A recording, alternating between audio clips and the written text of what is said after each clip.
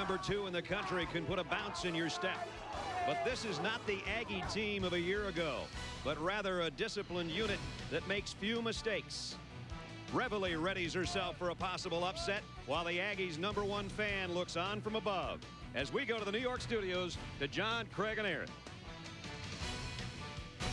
Brad, thanks a lot. Welcome to the Hartford Mutual Fund's pregame show. Oklahoma, a team coming off a very scary moment last week against Oklahoma State, but they got by it. Yeah, they got by it, and one of the reasons they did get by, guys, is because of Jason White. He's absolutely exploded in the last 3 games. He's had 27 big plays. That's offensive plays over 20 yards. That's more than some teams have the entire year. 11 touchdowns, 1 interception in those same 3 games. He's a big reason when teams are loading up the line of scrimmage trying to stop Adrian Peterson. He's why they're getting it done. Probably the most important player on OU staff, no question about that. But when you talk about the Texas Aggies, this is a football team that really wants to come out and have success throwing the football today. They've got a great raucous crowd there, no question about that. Reggie McNeil has to throw the football. Terrence Murphy on the other end of his receptions, if they're to have a good game today, it's going to be because they have a big touch down the field. Did you sense an agenda there in that? He was motivated. He was itching. Please, well, why didn't you just do? It was the best of times for the 2002 Texas A&M football team. Led by a freshman quarterback named Reggie McNeil, the Aggies shocked the top-ranked team in the land, denying Oklahoma their dreams of a national title, a defeat that would resonate in the minds of the Sooners for over a year. For 60 minutes last November 8th, the Sooners showed A&M just how much that defeat hurt, putting a beating on the Aggies, the likes of which they had never suffered before. When the dust settled and everyone looked up, the scoreboard said it all. Can the Aggies avenge last year's pounding, or will the Sooners once again make it the worst of times for the men of College Station? This is one tough place to play. The home of the 12th man, and Oklahoma knows that well.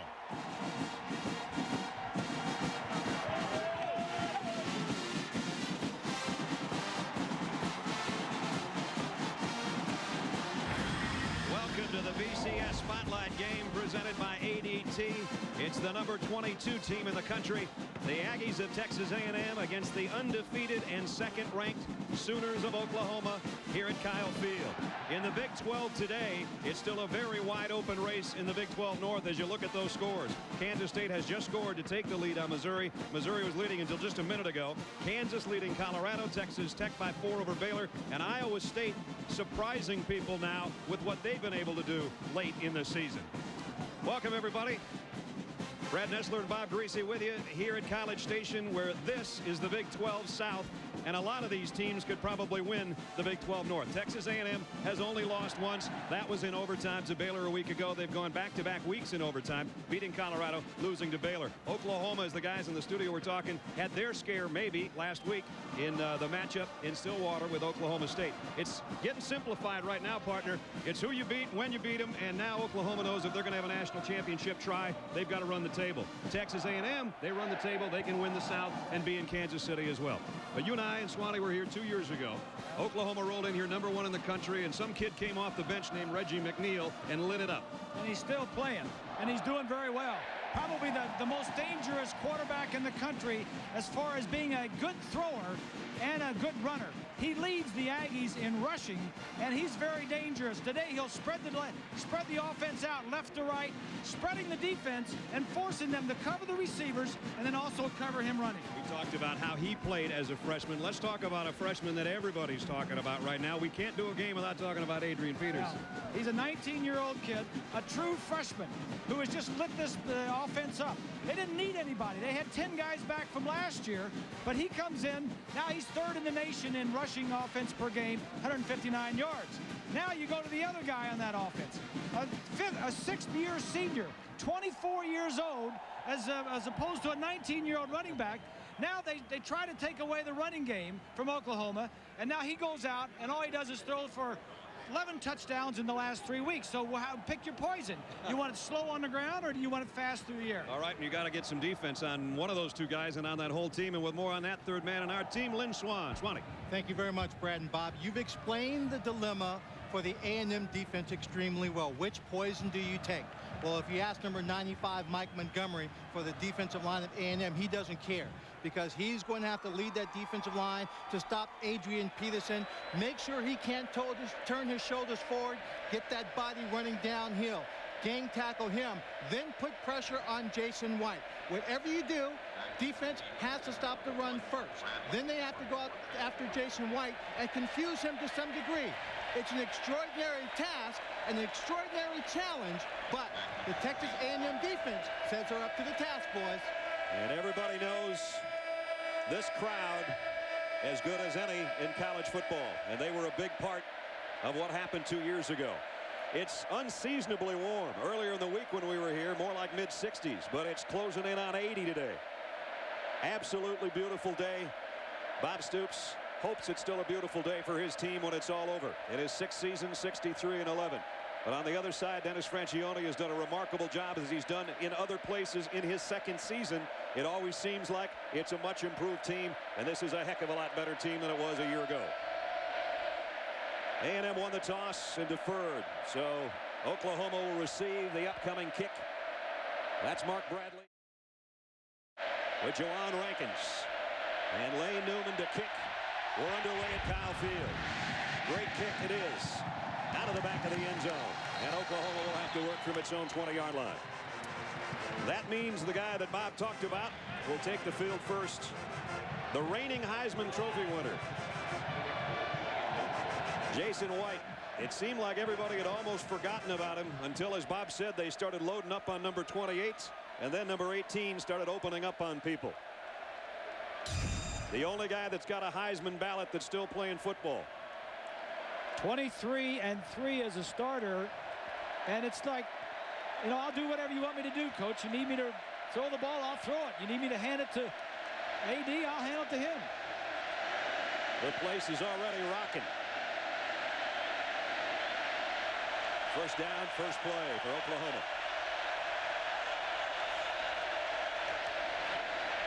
Adrian Peterson got the corner, got his first 10 yards and more. Just like that, the freshman sensation gets a first down for Oklahoma. Great block by Davin Joseph.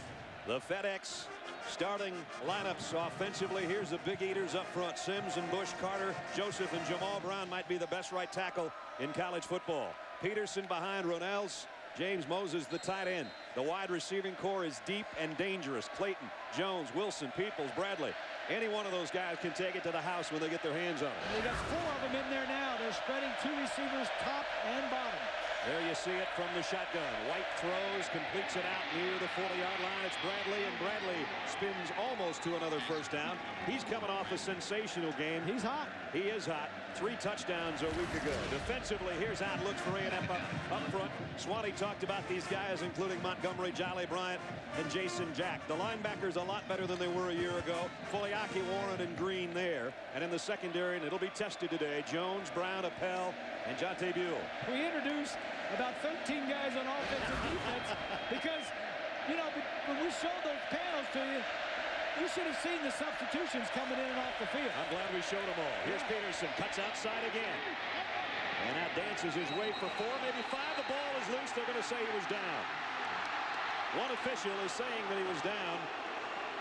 And that quiets the crowd in a hurry. That is one thing that the Aggies are good at, and that is knocking the ball loose. Turnover margin, they lead the nation in turnover margin in plus 14. They work on these drills every day, every afternoon after practice. The defense trying to strip it. I don't know. His knee probably was down before his elbow was down. I think so. Yeah, I think his knee was down. Carl Torbush, the defensive coordinator, looking on. Right near midfield, first down, Oklahoma. White, the toss to Peterson. The defense waiting for him unless he can outrun. And he can't. A loss of 8. Jackson Appel, he's the top tackler back there in the secondary, and they were waiting on Peterson. Adrian Peterson, though, what sensational numbers. We saw him in the Red River Shootout, remember? That was his coming out party, as if he hadn't been already. Went for 225. 3 times this year he's rushed for over 30 times in a game, including Oklahoma State 249 a week ago. Plays big in big games, and this is the biggest one at hand right now. He's out for a breather, and Kewan Jones will flank White in the shotgun. And he'll get it. Kewan up the middle.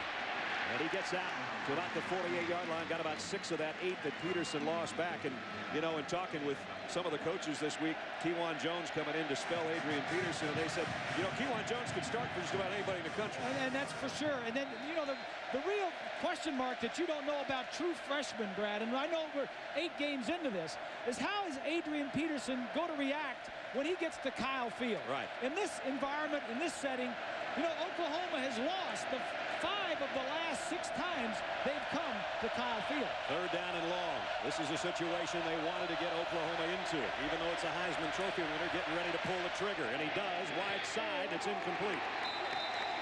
Bob Stoops right there looking for a flag, and he's not going to get it.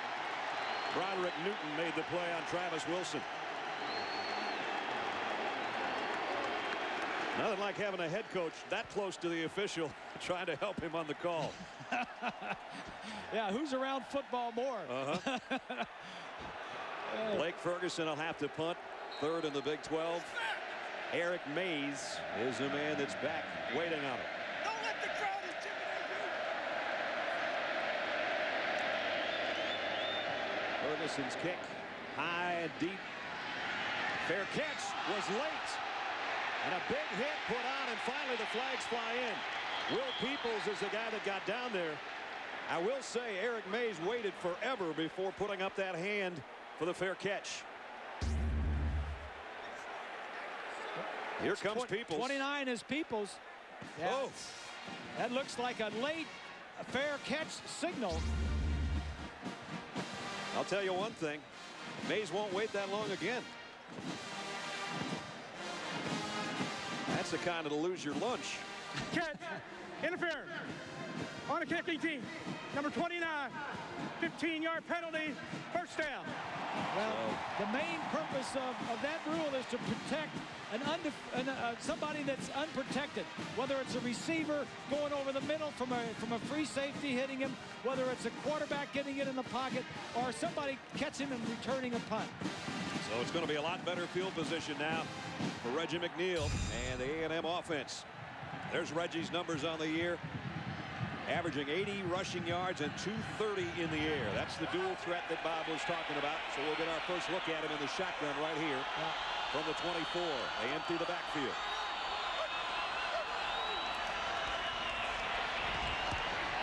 It's batted down at the line.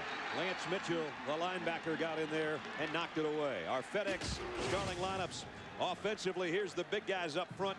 And Hangartner and Hightower are a couple of loads at tackle. The inexperience is inside. De La Garza, Yoder, and Elder. The backs and receivers, Courtney Lewis. The tailback, Keith Joseph. The fullback, Boone Stutz and Joey Thomas. 2 tight ends that'll see a lot of action. And the wideouts are good. Murphy, Carter, Taylor, and Mobley. And that's just 4 of them. They got about 6 or 8. People are going to wonder about our lineups, aren't they? You do the math. Yeah. 2nd down and 10. And he'll keep it. Reggie McNeil. That defense is waiting for him, though. It's Lance Mitchell again.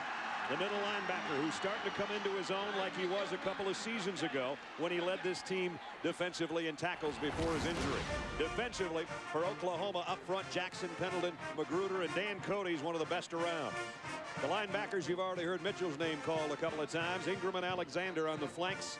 And in the secondary, Anyanagetya, Nicholson, Poole, Bassey, and Shelby, the nickelback. And still a secondary without Antonio Perkins, still out with an injury. And that's probably the only serious injury this Oklahoma team has had most of the year. Courtney Lewis goes out as an extra wide receiver to the top of your screen. 3 out that way on 3rd and 13. Here comes a blitz. McNeil wide open down the middle. He's got a man. On the run all the way out near midfield is Irvin Taylor. On 3rd and 13, they get 25. They spread him left to right, and the receiver on this side over here is just going to come into the middle. Watch, is there nobody? Reggie reads it very nicely, throws it a little bit high, but I think the one he got knocked down affected him, but still, this is a great play, throw and catch big first down for A&M. Out across the 45-yard line. And now they go to a 2 tight end set. Still Reggie McNeil in the gun. They'll keep it on the ground this time, straight up the middle. And that's the bruising fullback, Keith Joseph, one of the captains, 256-pounder. And so A&M's got something working here on their opening drive. The reason we introduce so many players is because of all the formations. 2 and 3 tight ends will play. 4, 5, 6 receivers will play, sometimes 5 at a time. The only guys that stay in there most of the time is that offensive line. The 2 tackles, Hightower and Hangardner, are really good. Check 4. Hightower's all of 355. Here's the give to Murphy. And Murphy almost broke it inside the 40. Lynn Magruder may have saved the touchdown, but it's a first down A&M as we go to New York. Thanks, boys. They're a bigger back in a smaller package than Anthony Davis. I agree. A&M's got a first down at the Oklahoma 36-yard line. Play action. McNeil going deep. Got him in. Just overshot him.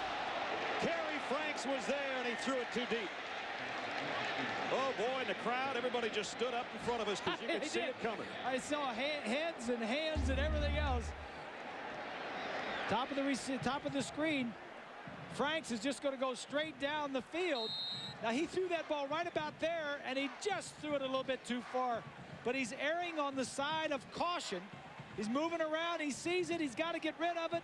Throw it safe. Just threw it a little bit too far. I don't know where Swanee is, but was he trying to see that ball and couldn't in the sun? He reached for it rather weirdly at the end zone. I don't know. McNeil throws short, almost intercepted by Jonathan Jackson, who dropped off in coverage from his defensive end spot. 8th play of the drive coming up, and it'll be a 3rd down and long again. 3rd and 10. Last time they had 3rd and long, Reggie McNeil found a man for 25 yards in a first down. Let's see what he comes up with this time. It's a good first opening drive, though, Brad, because Oklahoma defensively is 20th in the nation in overall defense and 5th against the run. If the Aggies are to win this game, they're going to have to do it through the air. 3rd down and long. McNeil fires. First down at the 21-yard line. What a catch it was. Latydrick Riley went up and got it in front of Yanagetcha. Right in his face, he had to throw around a couple of linebackers. Look here as these linebackers are going to blitz straight in his face. Joseph picks up one, but not the other. He gets eaten up just as he's releasing that football. And what a grab on the other end. He caught the back end of the ball. So A&M with a great drive going here in their opening march at the 21 of Oklahoma. McNeil gives it to Lewis. Lance Mitchell made the stop, a pickup of about 3. They'll bring up 2nd down and 7. Just over 9.5 minutes remaining in the first quarter. No score, but A&M trying to change that on their opening drive of the ball game. Remember, they would have been inside their own 10 to start this drive had there not been a late hit. Will Peoples on the punt returner. That gave them better field position. And now they've taken it from roughly their own 25-yard line down inside the 20 of Oklahoma.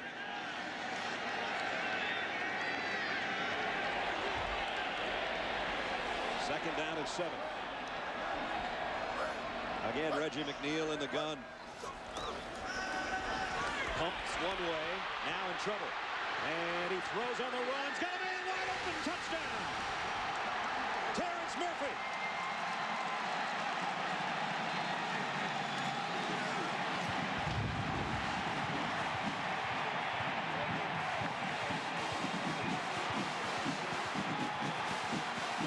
The threat of being able to run opened that whole thing up to find a wide open receiver. The improvisation of the quarterback, Reggie McNeil. I mean, that play was so far from what it was supposed to be, the way it ended. But that was all because of the athleticism of Reggie McNeil. Pegram in for the point after. The kick up and good. The man of the moment, the 12th man of the moment, Reggie McNeil, a touchdown. A&M thinking upset, leads 7-0. Reggie McNeil's numbers already better in this first quarter than they were all of last year. And he just hooked up with the leading receiver in the history of Texas A&M. Right behind the fan, Terrence Murphy, his third touchdown catch of the year. His numbers in this game last year. Last year they were terrible. Yeah. Last year Reggie was 4 for 13 for 32 yards. Wow. He's already got a touchdown pass and just led his team on a 76-yard march. Nobody's sitting at Kyle Field yet. They won't either. Newman the kick. This is a key game for Oklahoma, ranked second, undefeated. If they get past this one, the rest of the way might be a walk in the park. That's what I'm saying. Travis Wilson from the 1 really took a hit at about the 23-yard line. Let's go back to the touchdown. Let's go back to look at the touchdown and look at this play. The play was starting. He was going to throw the ball to the right side. Watch as he drops back. He looks right. And then he just scrambles to the left side, making something happen, giving guys time to get open. Swanee, you asked a great question of Coach Fran. He said, do you teach your wide receivers to come back to the ball or to go downfield and block? And you see one receiver blocking because the ball was supposed to go away, and Terrence Murphy saw the scrambling quarterback, finds a way to get into the end zone, and his quarterback picks him up. It's great improvisation, but something you have to learn to be cautious about in the ball game. At the 23-yard line, a handoff. Only about a 2-yard gain for Kewan Jones. Swanee, you know, going back to that touchdown, the way that one receiver was blocking over there for the other, I think one of the options for McNeil was if he don't throw it right, you could always come back and throw it left, because you don't usually see a wide receiver blocking when he's throwing the other way. Oh, yeah, but he just might be blocking that guy that shows toughness and aggressiveness in the ball game because it's not coming to his side. We know how much you receivers like to block. Every day. Second down and 8. White's hammered. Ball's loose. It's an incomplete pass, says the referee. Johnny Jolly put a hit on White, and he's slow to get up. Trying to shake it off. And boy, this Aggie team has come to play here early. Kyle Torbush said, you know what we got to bloody their nose and see how bad they want to play. They're doing a pretty good job of it so far. Well, this when you want to slow down a passing team, that's what you want to do, is get after them.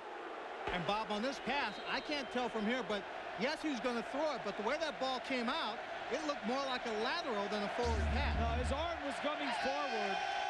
His arm was coming forward when the ball came out, so the correct call by the official. And he's going to re-huddle his troops right now. Adrian Peterson is checked back in as he went out in that first series after a couple of good runs, and Kewan Jones took over. And now Peterson's back in there. And more often than not in third and long, it's Kewan, not Peterson, in there. So we'll see what they try to do here at their own 25-yard line. This crowd is electric. Oh, my goodness, are they ever. The whole place is moving. White fires a slant. Incomplete and almost picked off. Travis Wilson, the intended receiver. Punting situation for Oklahoma. Bob and Brad, this is just what Bob Stoops didn't want to happen. He wanted to come out to this game, have the offense take control, do something big right away. Because in this field, you talk about the 12th man, and you talk about the people in these stands. Look at them. They're into this ball game. They're a smart, intelligent football crowd. They're going to make it difficult for Oklahoma. They're going to make it tough on Ferguson. His first punt, remember, there was a roughing interference on the other end. He handles the snap cleanly here. Not as good a kick, and returnable. Mays spins away from the first man. Quite a move just to get the yardage that he got. And he's across the 45-yard line. An 11-yard return, and that was a sweet little move to just get free from the oncoming traffic. The Sooners getting roughed up in Aggie land right now. They trail by 7. 46-yard line, so great field position. A 7-0 lead. Their opening drive, 76-yard march engineered by number 1, who trots out of the shadows over there, and he'll have his troops ready to go near midfield. And no question that Big Mo is on the side of the Aggies. No doubt about that. First down in the shadows for Texas A&M. End around coming. Might be a pass, too. He was a quarterback in high school. Carter trying to get away and only got about 2 yards. Yeah. They had the end around pass lined up, but good coverage. Oh, yeah. Brent Venables, Bo Pelini, the defensive staff of Oklahoma knows that these guys can throw the football, and well prepared were they for this one. Little sweep, toss it back. Now the high school quarterback looking deep. There's white shirts covering all the receivers, and he just tries to get something out of it. Got a couple. Brent Venables, associate head coach, defensive coordinator. There'll be more of those. There'll be more of those before the day's done. 2nd down and 8. McNeil fires. Oh, what a catch. No, it's up in the air and almost intercepted. Thought he was going to hold on. That would have been a dandy. Oh, that would have been a great throw and catch. But Tydrick Riley got his hands on it. Bob and Brad, I was standing right behind it. I was wondering where Reggie was throwing this football. I didn't even see an opening between the receiver and the defensive back. He threw it the only place he could have thrown it, Swanee. And this guy, if you think that Reggie McNeil is just a running quarterback or a running and can't throw, forget it. Yeah, you need to watch this kid play. He's really become more polished as a passer. They'll probably pass it here, too, on 3rd and 8. They're going to bring the heat from the right corner. It flushes him from the pocket. On the run, complete at the 40. Jason Carter. Carter all the way down to the 34-yard line.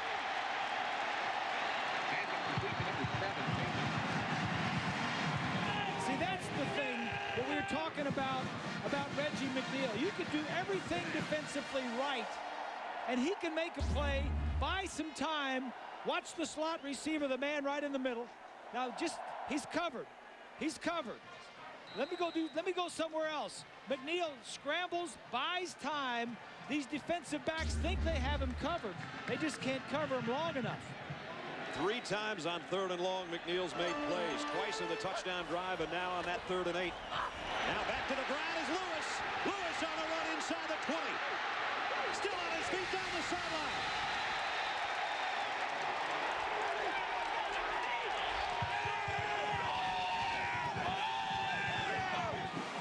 Dante Nicholson saved a touchdown. A 25-yard romp by number 25. He runs right by some blitzers on that side.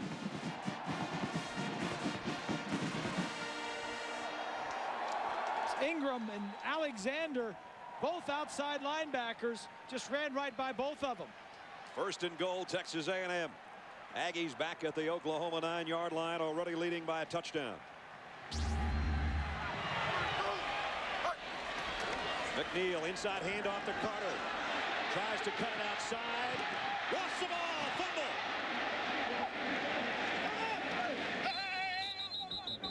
Looked like an Aggie got on that, or maybe 2 Aggies.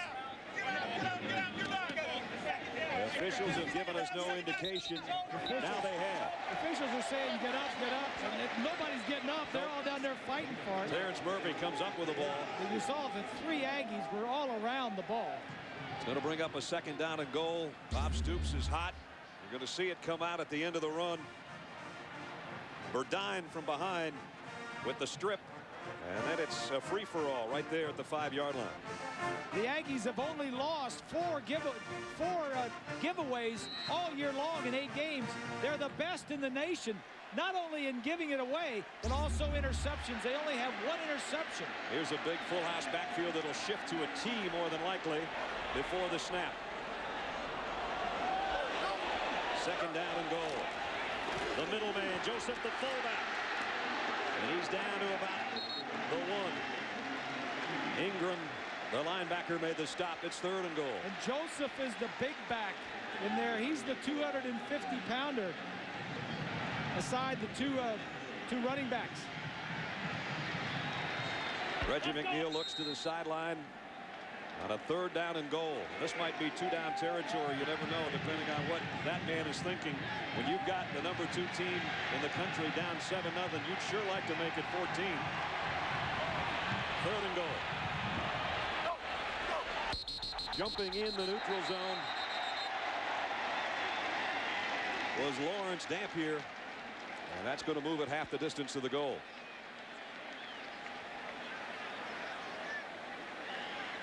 Steve Usachek's the referee, and here's the call. Dead ball. Offside. Defense. Half the distance to the goal. Still third down. Third down, but now it's a lot closer. That 1 yard's big. Brad, not anticipating a pass in this play, but to answer your question earlier of whether or not that sun is a problem. If you are the right side receiver looking back at the quarterback and the ball is lobbed in the air as it passes closest to you, it will be a problem. All right, Swanee, thanks. Third and goal at the 1. Reggie McNeil wants to do it himself and does.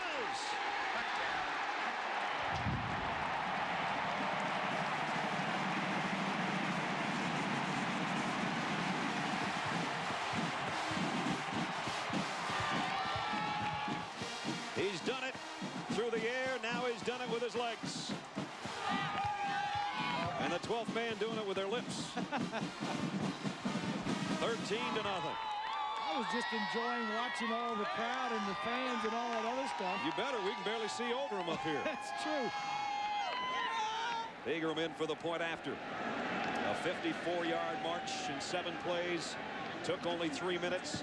And all of a sudden, the number 22 team in the country's got number 2 on the ropes. A&M 14. Undefeated Oklahoma nothing. It's a party, Kyle Field, right now for the Aggies.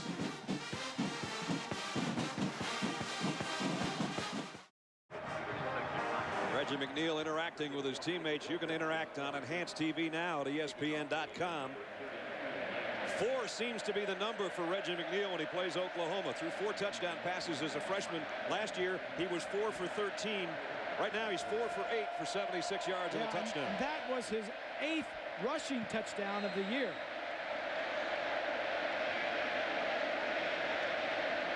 I think Oklahoma, the Sooners know they're in for a fight, and a fight all day long. Boy, are they ever. You think these guys don't know it too? There is no doubt that this is one of the toughest places in all of college football to play. A one-hop, loose ball right now at the 1. Mark Bradley picks it up. Trying to find an avenue and a blocker.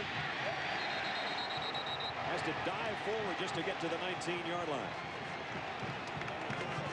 The comparison of quarterbacks, one a Heisman Trophy winner from a year ago, and one the junior Reggie McNeil. It's all Reggie right now. And you know Oklahoma won't stay this quiet for the entire ball game, but so far they've been stifled by the A&M defense. Really the biggest play of the ball game for Oklahoma was the opening snap. Adrian Peterson went 15 yards around left end. That's about it for him so far. And not very good field position for the Sooners. They've started on their own 20, their 23, and this time on the 19. So the best field position has been for the Aggies. The fullback in motion. He'll lead the way as Peterson tries to sweep the left side. Puts his head down, fights forward to about the 23. The one thing that the coaches, both on Oklahoma's side and the defensive coaches around the conference and around the country, will tell you, 28's not all flash. He's got great speed, but he's not afraid to put his shoulder down and mix it up with you on the short runs. And he likes to run inside, especially from the I formation. He runs inside. The other thing that he has going for him is that offensive line. It's a veteran offensive line. 171 starts up front in those 5 guys. That's incredible. Here's Peterson up the middle. Aggies are waiting for him. No gain on the play. It'll be 3rd down. The 12th man is the advantage. Coach Francione talked with us about it. We have very intelligent fans. They know when to yell. They know when to make it difficult on an opponent's offense. And they know when our offense is on the field to not be so loud that we can't call signals.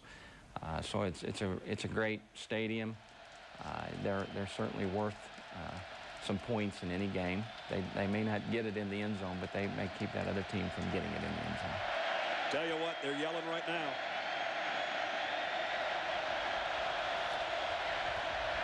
White under a blitz, throws a dart, complete, 1st down, Mark Clayton. That's a big play, a big 1st down for Oklahoma. Good throw by White and Clayton to keep this drive going. Clayton's 41st catch of the year. And for the second year in a row, he's a semifinalist for the Biletnikoff Award as the nation's best receiver. There's his move to the inside. If they would have had to punt that ball and give it back, you don't know what could have happened. But they need to keep this drive. They need to keep their defense, and they need to quiet this crowd by making some yardage and then getting some points. White all day to throw. Lobbed it and incomplete. Travis Wilson was trying to sneak out of that pack, and he had open field, but Jason White overthrew him. And it will be second down and 10. 2:35 remaining in the first quarter. Brad Nessler, Bob Greasy, Lynn Swan, and our ABC crew on an absolutely gorgeous day in College Station, Texas. You can't get much bluer a sky. 77 degrees at kickoff. It's a great setting for a college game. You've got one of the best teams in the nation, the second ranked, against a team that has played very well against that team here in Kyle Field. White trying to make his audibles heard to his lineman. Yeah, you got single coverage down at the bottom. Adrian Peterson off right tackle. I beg your pardon, it's Kewan Jones. Kewan Jones in there, got 4. Jafis Brown from the secondary made the stop. Number 95, Mike Montgomery. This defense for the Aggies, as I mentioned, they're not one of the top defenses in the country, about middle of the road. In fact, they're 98th against the pass. So you would think that the Sooners could get some business done throwing the football. Swanee talked about that defensive line before the kickoff. They've done a heck of a job so far. They've got some hits on White. They put some pressure on him. They'll try to put some more on here on 3rd down and 6. White rolling to his left. It's going to be a tough throw, but he completes it. And it's going to be a first down in Aggie land. Mark Clayton again. Nice play. Jason White doesn't make that play last year. His knees bothered him a lot this year. He can move around a little bit more, roll out a little bit. It's good to see him without braces. Sure is. Watch this receiver right here. He's just going to go down, break to the outside. While all this is going on, Jason is rolling out to his left. It's an easier throw if you get out there, and the defensive back doesn't know you're rolling out, so he doesn't know the angle the ball's coming from. First down. They picked up 11 in the last play on 3rd and 6. Here on 1st and 10, the ball's batted down at the line of scrimmage. Johnny Jolly having a jolly good time is the guy that knocked it down. 14-0, Texas A&M here early. And if you're watching at home or watching in your favorite establishment and the shadows and sun are driving you crazy, join the party. They're driving us nuts too. But pretty soon, the overhang here at Kyle Field will shadow most of it except the red zones, and you'll probably be able to see things a little more clearly. Only the second play that the Sooners have run in Aggie territory. Second down and 10. Peterson 8 yards deep in the eye. Here he comes off the right side. Nice open field tackle at the 35 by Jackson Appel. We talked to Jackson yesterday at the football facility. He was walking around. He said, we're going to give you a good one tomorrow, guys. And he always gives his best, that's for sure, in that secondary. He's a heck of a player. Came in with 51 tackles. Played through a lot of injuries last year. Had a plate in his arm, just kept playing. And here he makes a heck of an open field stop on one of the best in the business. 9th play of the drive and a huge 3rd and 1. Somebody went the wrong way. Now Peterson trying to go the right way. Got down to the 31-yard line, and that'll be a first down. Looked like some confusion in the backfield, Bob, unless it was misdirection all the way. I don't know. Yeah, well, the key thing is they made the first down. The Chrising passing playbook. Take a look at the 3 wide receivers on this side over here. Now watch, because the spread spreads all the defensive guys out. That allows the wide receiver to get some depth in the field, and right there the defense has to spread out so the offense can find a seam. Right now the Sooners are spread out as White's back to throw. Gonna go deep, got a man open, touchdown Oklahoma, Travis Wilson. Touchdown pass, number 21 on the year for Jason White. As I said, you don't keep the Sooners quiet for long.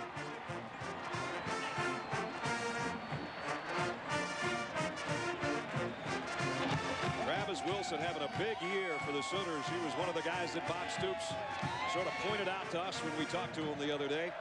And for Travis, his 8th touchdown catch of the year. That leads the team. Trey DiCarlo to kick. The extra point is up and good. Well, we got a good ball game going on here in Big 12 land. An 81-yard drive in 10 plays. A key drive for Oklahoma. That was a big-time drive. You're on the road in a tough place to play, and you take it down, and you score 7 points. That gets you right back in this ball game. Wilson caught the touchdown, but remember, on the 2 third downs and long, it was White to Clayton, and that was the combo so many times a year ago. Watch over here. The receiver's going to go down the middle, and you're going to see the free safety, Appel, fall down on the play. 19 is Appel. Right here, you see Appel falling, and the ball coming to the receiver. Appel was looking inside to the receiver that was going across the field. Travis Wilson, 8 touchdown catches on the year to cap the 81-yard march. And those third downs were big by that guy, Jason White. Just a huge drive and a class drive. You get down 10 points. I mean, you get down 14 points. You come back in 10 plays and score. Make some key first downs. That's huge. And you notice it's the first time today you and I aren't yelling at each other. It quieted the crowd. And we can see the field. We can finally see over all the folks in front of us. DiCarlo to kick. Terrence Murphy and Jason Carter, 2 of the starting wideouts, back to receive. Line drive kick. Bounces, and Murphy grabs it about the 6-yard line. Spun around, and down he goes before he can get to the 20. Only got to about the 18. Here at Kyle Field, sold out. Almost 83,000 on a sun-drenched November day. Let them spread out again. 2 at the top, 2 at the bottom. Defense has to spread thin. McNeil to throw on first down. Fires complete. Carter's got it across the 20. Not that much of a gain, though. Only got about 4 yards as he turned, wheeled around, and ran into Eric Bassey, the cornerback. And the quarter is going to come to a close. Everybody can take a big, deep breath. They don't have to yell for the next 2 minutes. The Aggies, though, making some noise against the number 2 team in the country. They lead by a touchdown. And you're watching ABC Sports Championship Television.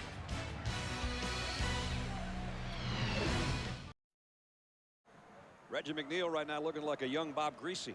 No. Buying some time in the pocket, finding his receivers on third down. Back in my old days when I was a scrambler, but I'm impressed with Reggie McNeil, and I'm impressed with Oklahoma that last drive. Yeah. When they were down to come back, they needed a score, and they got it. An 81-yard march that got them right back in the ball game, but now we see another Aggie drive at the 21-yard line.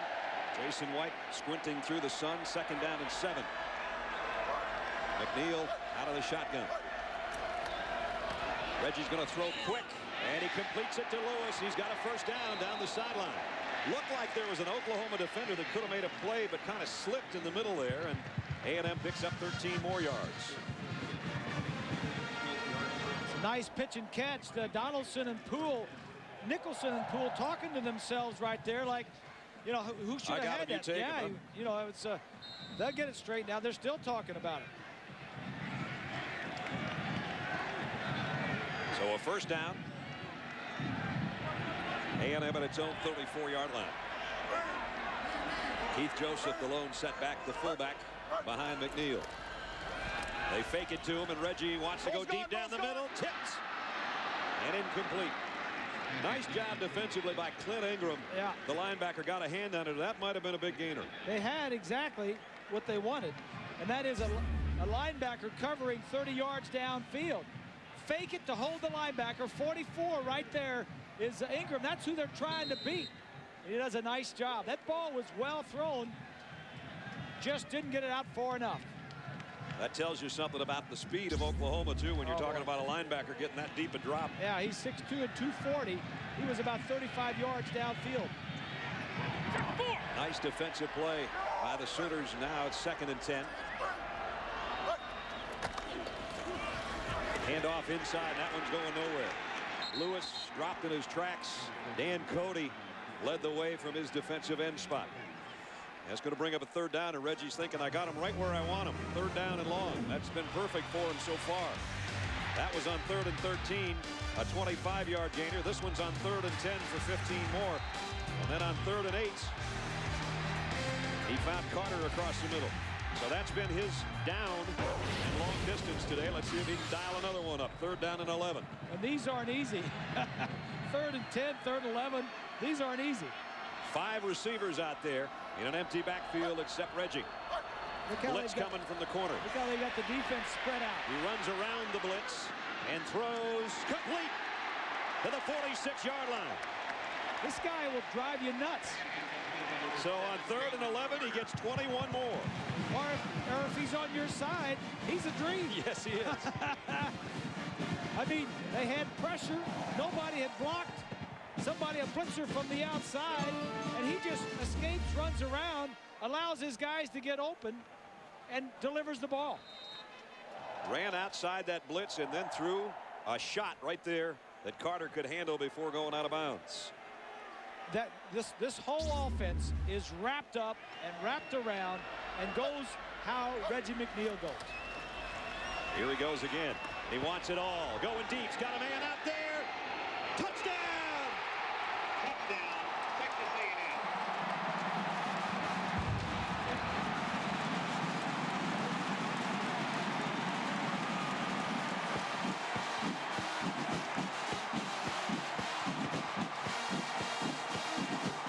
Chad Schroeder down the sideline. It's a 45-yard touchdown.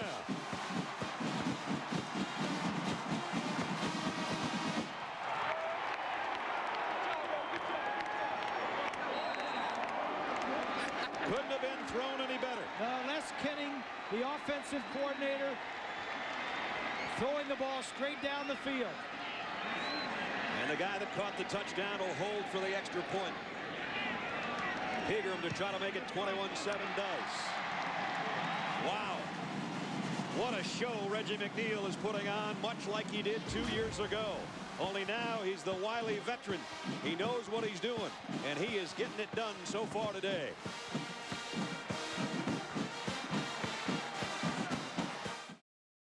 Bob, 8 completions to 6 different receivers today. Yeah, here's the routes. This guy's going to go down the field. Schroeder down here is going to go down the side. The guy they've got in a quandary is the safety right there. That's Poole.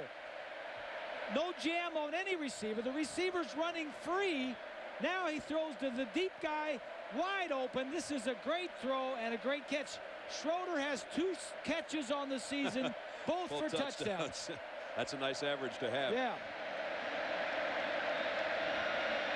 What a great throw. Is Reggie McNeil doing it all here in the first quarter and a little bit? High short kick. Taken at the 15 by Wilson. And he goes down as he crosses the 25. Nice coverage down there by the Aggies special teams. So Reggie McNeil, 159 yards and 2 touchdowns. He scored the other one on a 1-yard scamper of his own. He is putting on some kind of show, and it's 21-7. The Aggies leading the #2 team in the country. There's his most recent target. And as I mentioned, he's got 8 completions, 6 different receivers already utilized today. Now, the plays come down from Les Kenning and go through Dennis Franchione. Dennis, we asked Dennis yesterday, said, what position did you play? He said, I was a pitcher, a point guard, and a quarterback. Just like you were. Yeah. You guys always wanted the ball or you're going to go home. That's right. Yep. You want to be in control. And he is. At the 27. Let's see if the Sooners can answer as they did the last time.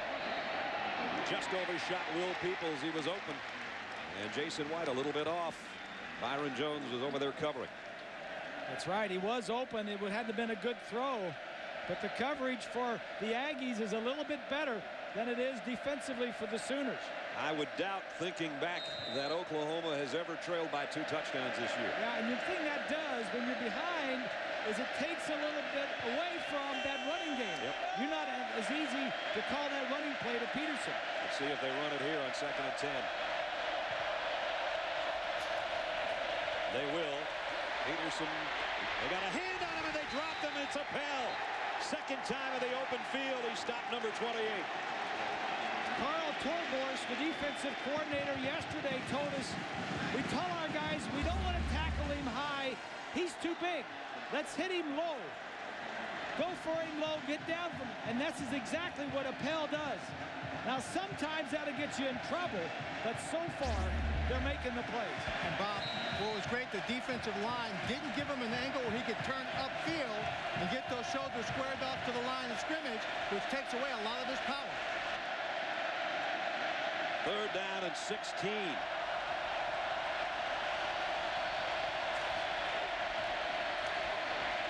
White fires incomplete. A flag is down. I think it's going to be on Eric Mays, the cornerback. That's the direction it was thrown. Yeah, the receiver went down, and Mays was right there with him. Peoples was the intended receiver, or would have been. The ball was nowhere near at the end of the play, but the officials will straighten it out. And it looks like it'll be a first down for Oklahoma. Let's wait and see.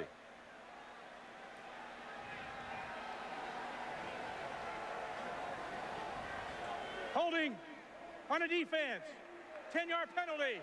First down. We'll get another look at it. First penalty against A&M. That's Mays, number 16, a redshirt freshman.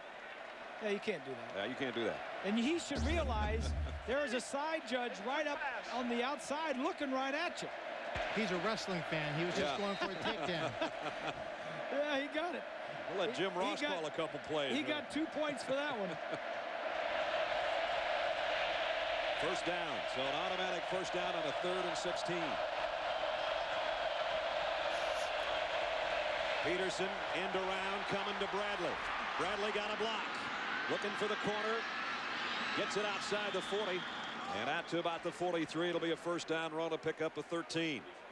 Mark Bradley really coming into his own with the Sooner team in the last couple of weeks. Last week against Oklahoma State, he had 4 catches for 128 yards and 3 touchdowns. Averaging almost 21 yards a catch. And boy, he was huge against the Cowboys last week as White found him in the corner. He had one great play where he tipped it to himself and went 72 yards and capped it off with a 3rd score to help them beat their cross-state rivals 38-35.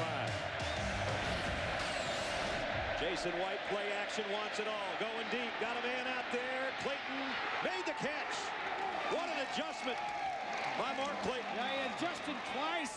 If White gets that ball down the field far enough, he takes this in the mid-stride and goes into the end zone.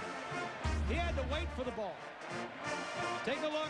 It's going to be a deep post. Now, White just has to throw the ball to the middle of the field, to the end zone. Boy, almost got face masked at the end of the play, too. Doesn't get it out there far enough. This is a swan-like catch. 44-yard pickup. Oh, you're right. But Bradshaw would have had the ball out there.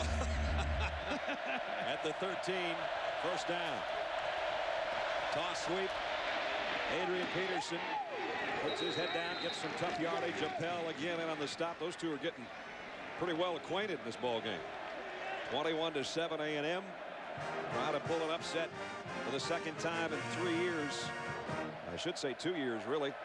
In this battle last year, they were beaten in Norman 77-0, the worst defeat in their history. Now they're already 3 touchdowns better than that this year. Yeah.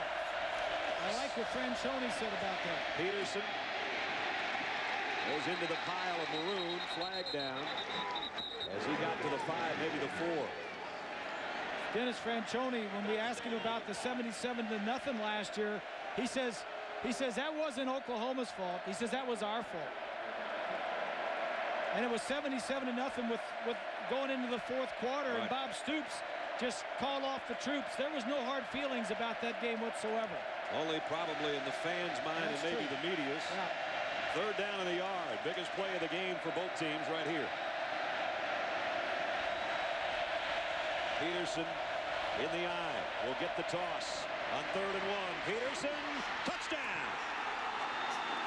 The ball's loose in the end zone. Loose, but he was in. He was already in and it already landed.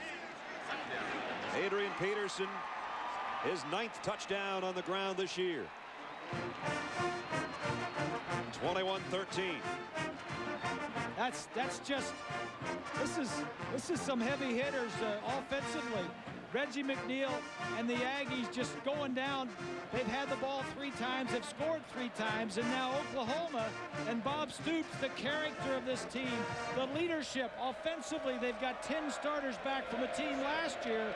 They said, all right, we're down 21-14. We need to go down and score again, and they did. Second time they've answered the call.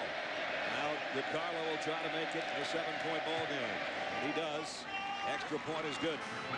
Wow. We got a heck of a ball game going, folks. Peterson, for the 8th time this year, finds the end zone to cap a 73-yard drive. 21-14 Aggies. It's over. This is a crowd that came early, ready for an upset. They're still smelling it, but Oklahoma won't let them get too far away. 21-14. The 12th man for Coach Fran. And they've been huge today. There's been times when it's been absolutely deafening in here. Trey DiCarlo to kick. Terrence Murphy and Jason Carter wait for the Aggies. And it's Murphy 3 yards deep, hesitates, and knees it down just before he came out of that end zone. Well, that was close. Good choice because the timing wasn't there. Look at the first 3 possessions for Texas A&M. 3 touchdowns, no problem. Boy, that's impressive. That is impressive. Well, we've had 7 possessions in this ball game. Oklahoma's had 4, A&M 3, and 5 of the 7 have ended in touchdowns. We've had 2 punts. The first 2 possessions by Oklahoma were punts. A&M punter taking a nap over there probably about now. Hasn't had to work. White's been big on 3rd down, so has Reggie McNeil today. That's what's kept this thing going. Offensively, you just think, all right, this is going to be a high-scoring game. Just get ready to score a lot of points. McNeil, empty backfield whistle, stop play, flags down. It's been relatively free of penalties the game so far. Dead ball. False start. 88 of the offense. 5-yard penalty.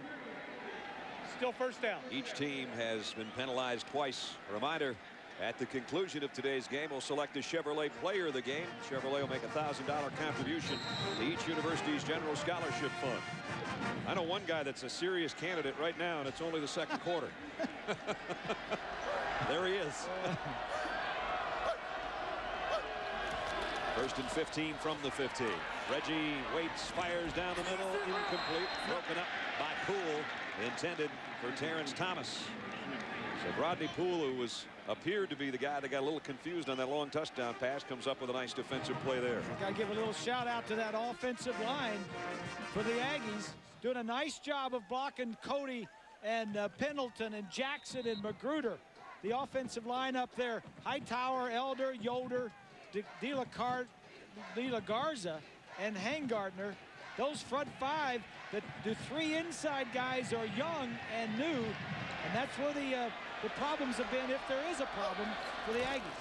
It'll be a handoff. Nope. Reggie McNeil will keep it. They fake the handoff. He's in trouble, and Ingram's got him. Loss on the play of 5 or 6 more. Well, it's about time the Sooner defense shows up and does something. Except Reggie again has him right where he wants him. 3rd down and 20. They're getting bigger. The 3rd downs are getting bigger. Or at least getting longer. Way back at the 10-yard line now. This would be, if incomplete here, even a tough spot to punt from, because you know Bob Stoops, special teams, loves things like trying to block a kick in the end zone. But so far, perfect on 3rd down conversions today are the Aggies. The last 4 games, they've been over 50% on their 3rd down conversions. Today, they're perfect. Timeout taken by A&M with just under 10 minutes remaining in the ball game. So Reggie McNeil and some of his troops will trot over to talk to Coach Francione, and we'll be right back. I can't wait to see that NYPD Blue Tuesday. Welcome back. This is the BCS Spotlight game presented by ADT. And boy, it's been a dandy so far. 21-14. A&M leading number 2 Oklahoma, trying to wreck their national championship dream season. as they did 2 years ago. 3rd and 20, though, for McNeil. Reggie's going to run it. Got a lot of open field in front. And might have gotten there. Almost. About a yard short, I think. Got cartwheeled by Dante Nicholson, and Bob Stoops says, nope, nope, nope. Didn't get it. And that would bring out the punting unit, because I don't think A&M's going to get fancy here in their own territory. Here he's got 2 receivers up the top, 3 down at the bottom. Everybody's dropping back. Now look what he sees. Look what he sees here. There's nobody in the middle of the field, and that's where he's running. Everybody's running deep with the receivers, and they've forgotten about the best athlete on the field. So Jacob Young's going to have to punt for the first time today. He punted 12 times last year in this game. When you're getting beat 77-0, that tends to happen. His only block kick of the year came last week. He'll try to keep it out of Mark Clayton's hands. He's going to throw it. The fake is on, and it's successful. A&M down the sideline. Still on his feet. Irvin Taylor might take it for a touchdown. He does.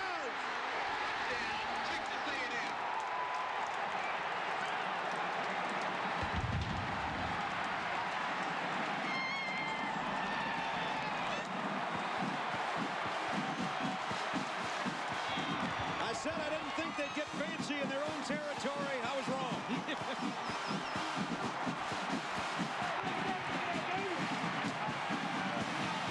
71-yard touchdown on a fake punt. And that's just a great call by Franchione.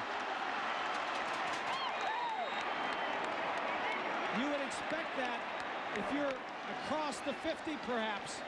But like you said, in your own end zone, backed up in your own territory, not usually. Pegram's point after is good. The Sooners sideline is stunned. This crowd again is electrified. And I mean, they are making some noise.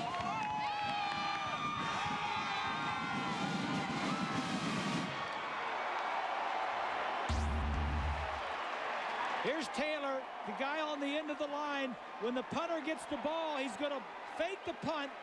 Watch Taylor over. Now Taylor just turns out. Now look, you got a lineman coming out to block for him. If you're going to try this, get it to somebody that has some speed that can break some tackles and run away from people. Clayton misses the tackle, and he's down the sideline. 4 possessions and 4 touchdowns for the Aggies. Second completed pass by the punter Jacob Young this year. None bigger. And boy, did he sell that punt before he pulled it up and threw it. And that was key. A&M's got almost 300 yards of offense. We still have 8:48 to go in the first half. The momentum has been with the Aggies ever since the start of the game. The 12th man in this Kyle Stadium has been a big part of it. This A&M team lost last week at Baylor. In overtime. On a 2-point conversion by the Bears. Pegram to kick.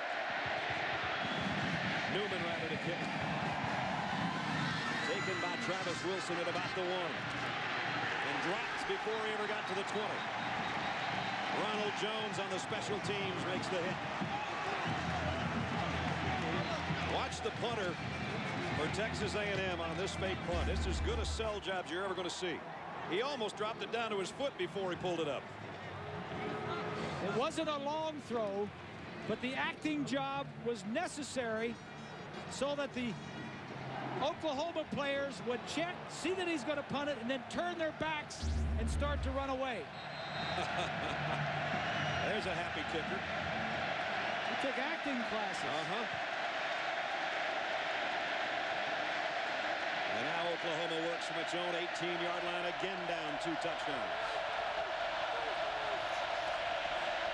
Peterson up the middle. Puts his head down, tough run. Got it out across the 25 to about the 26-yard line.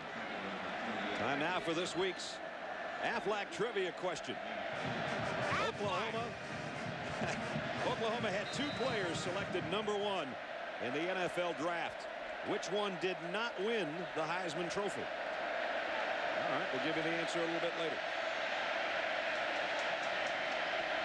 Mark Clayton looking like he's trying to stretch things out, maybe trying to make that tackle on the punt return. He's not in the lineup right now for the Sooners. Peterson finds his favorite defensive back again, Jackson Appel. I tell you, this kid's made some nice tackles. He had a little help on that one as Peterson was stumbling a bit. He came into the ball game the second leading tackler on the team. In fact, 3 of the top 5 tacklers are in the secondary. Appel out of Friendswood, Texas, and he's making some friends today, I'll tell you that much. They're going to bring out the sticks. They won't have to go very far. And it's first down by about the 1/3 of the football.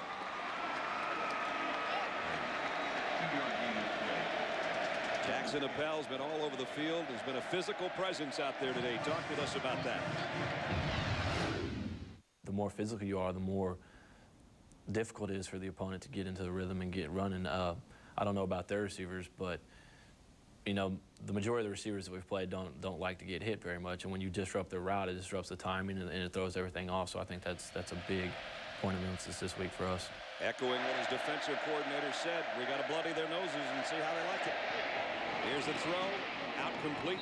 Brandon Jones, he's got another first down. Number 81. Well, this is the one thing you can say about Oklahoma. It's not like they don't have a passing game that can come from behind. They've got it all. They've got a running game. They've got an offensive line that can pass block or run block. They've got a 6th-year, 24-year-old quarterback who won the Heisman. He's got lots of receivers to throw it to. They've got it all. They don't have to worry about the number of points. They just have to take their time and get it, but do it on the road. White in the shotgun. Kewan Jones in the backfield with him.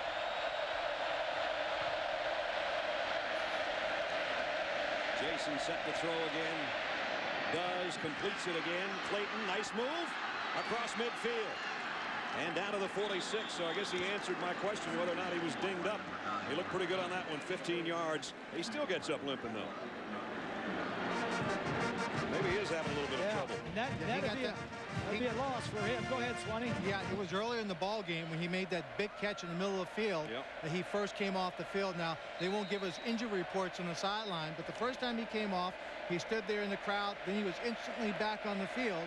But obviously, whatever his problem is getting aggravated as the game progresses. We'll keep an eye on it, and Swanee will force at the 46-yard line of A&M. Boy, it's tough sledding today. You know, he'll eventually probably pop one, but he only got about 2 yards. And Archie McDaniel, the middle linebacker, made the stop.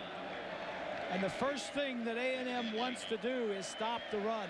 They've got 7, 8 guys up in the box just to stop the run. And they're going to bite the bullet on the pass. They need their corners to play well. They have not played really well in the past, but they need them to come up and just make the tackles after the receivers make the catch. Still a lot of time, 6:20 left, the clock running. Oklahoma has all its timeouts at their disposal. A second down and 8. Again, the crowd getting loud for their defense. White, the quick throw, complete, breaking the tackle. James Moses. Bubba might take it down inside the 5 to the 4-yard line. That's only his 10th catch of the year. Bubba Moses. That's the tight end they throw. He's probably the 7th or 8th choice to throw this ball to. This is his career long, Grease, 40 yards. I'm going to look at my wide receiver twice, my other wide receiver twice, my back out of the backfield maybe once or twice, and then I think, oh, the tight end. Oh, holy Moses, I might as well throw it to Bubba. Yeah. So Bubba got it down inside the 5. First and goal, Oklahoma. The tight ends both shift now, overload the right side. Peterson, the tailback. He'll get the carry. And dropped again by Appel. Man, Adrian Peterson's going to have nightmares with number 19 in it. And every time Appel goes low, he's tackling him at his knees or below. So it's second down and goal and a big loss back to the 10-yard line.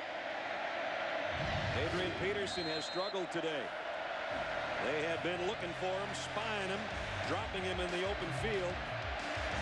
5th time on that last play that he's either had no gain or lost yardage. He came into this game, he was a tough guy to tackle, at least 75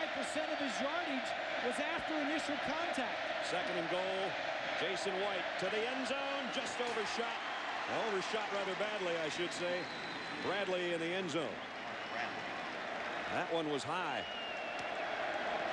Well, it had to be high because there was a lot of defensive people back there. Brad, he just kind of more or less threw that one away. Third down and goal. I know Oklahoma doesn't want to think about it right now, but down 2 touchdowns, is this 2-down territory? No. I think you got to get points on the board. There's a lot of time left in this game. Third and goal. White, trouble, down he goes, way back at the 20. Lee Foliaki, the linebacker.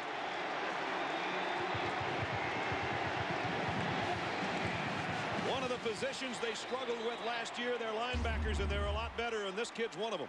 Foliaki is just going to blitz right up the middle. Kewan Jones comes over right here, but he turns him away and he doesn't take Foliaki, he takes the other guy. It's a big sack for the Aggies. There was a flag at the end of the play, and a long discussions ensued here among the officials. Brad, number 11, Byron Jones for A&M, slapped one of the players from Oklahoma, and he was probably making the second move, as often is the case in a situation like this. I think he got pushed around, then he just slapped him in the face mask, probably hurt his hand more than anything else. How huge is this going to be? Dead ball. Personal foul. Number 11 on the defense. Half the distance to the goal. Automatic first down. Automatic first down. Remember, earlier in the ball game, they had a holding on a 3rd and 16 that kept the drive alive for Oklahoma. Yeah. Now they've given the Sooners new life and another chance to score. They probably would have even been in iffy field goal range, yes, because DeCarlo's been struggling lately. For sure, for sure. A&M is one of the most penalized teams in the conference. They're 11th out of 12 teams. So they've been putting up with this all season, these penalties.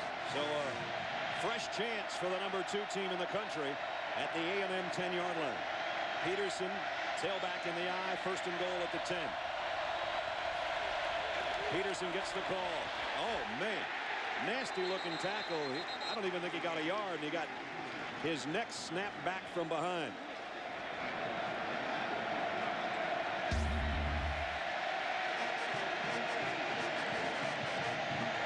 Here's going to be the penalty. Right here.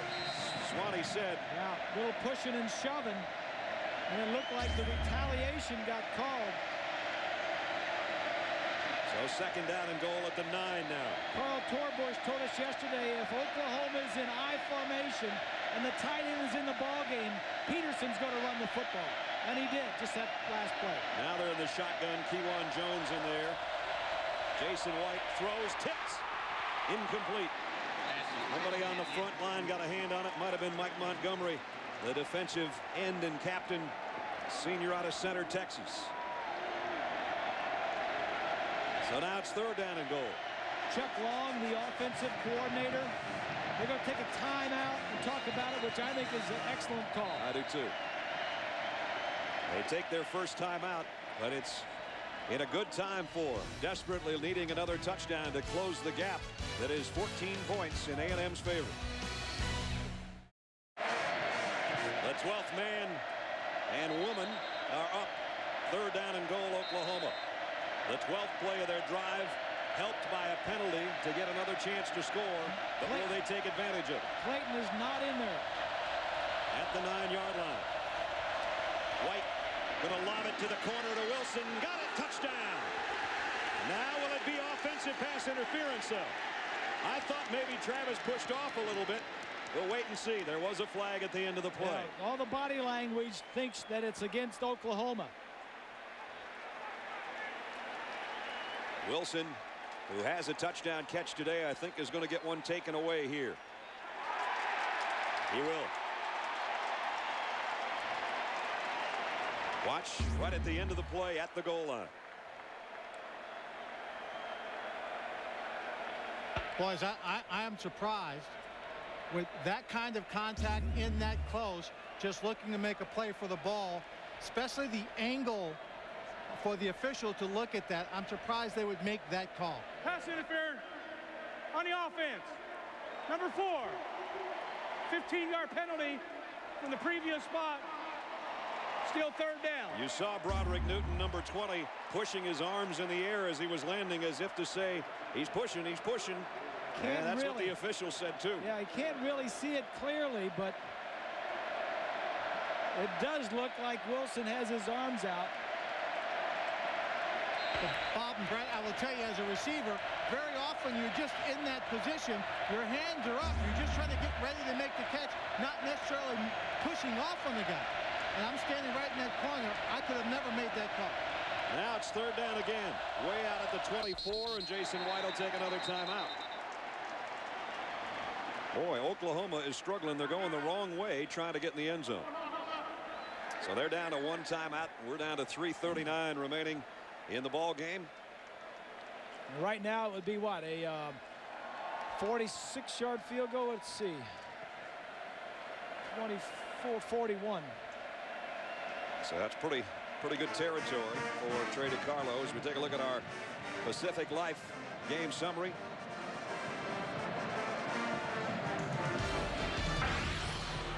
Reggie McNeil's been unbelievable today. 2 touchdown passes. That was his first to Terrence Murphy. And he rolled in from a yard out himself. He's been the entire offense, except the special teams. Comes up with a fake punt, and 71 yards later, their 4th touchdown of the day, 28-14, leading the number 2 team in the nation. Reggie McNeil just looking on now, cheering for the defense. This is a tough spot for Oklahoma. Adrian Peterson can only watch. Last year's Heisman winner's got his hands full on a 3rd and goal from the 24-yard line.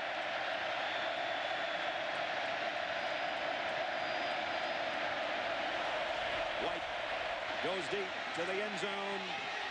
Incomplete. Mark Bradley looking for a flag, doesn't get one. Eric Mays defending.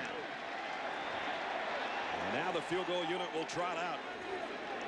Trey DiCarlo last year was one of the Groza finalists for the best kicker in the country. But this year he's had a couple blocked.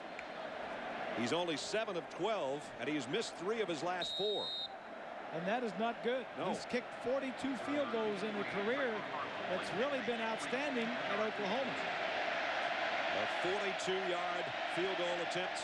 Mark Bradley, number 1, is the holder. DiCarlo's kick on the way, and he missed another one.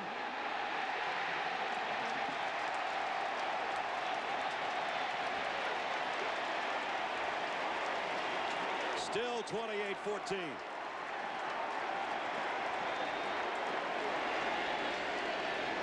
We'd like to welcome those of you watching today on the Armed Forces Network, which is seen in over 175 countries, including Iraq.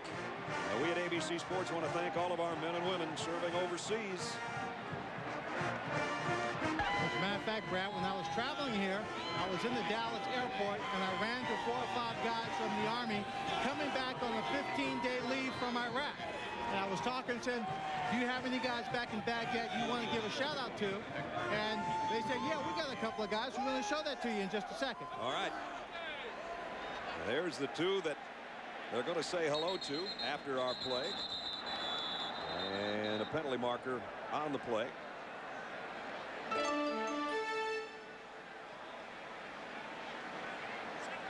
Dead ball. False start. 76. Offense. 5-yard penalty. Swanee. So Bob and Brad, they were all going home to see their families and everything. So here's the guys who wanted to give a little shout out to their friends.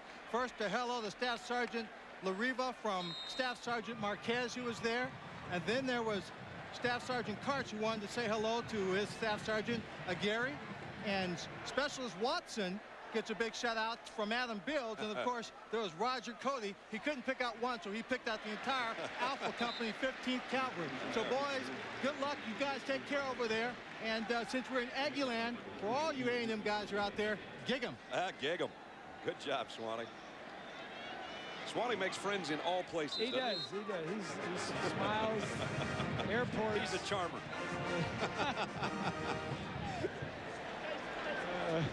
So Oklahoma And a 1st and goal situation. They don't even get a field goal out of it. And now Texas A&M with a 2-touchdown lead has 3 minutes left to work here. And the way they've been going, there might be more points before halftime. McNeil, Cody almost had him. He got away. Now on the run, Reggie's going to have to take what he can get and get out of bounds. He had him dead to rights. Cody was just going to eat him up.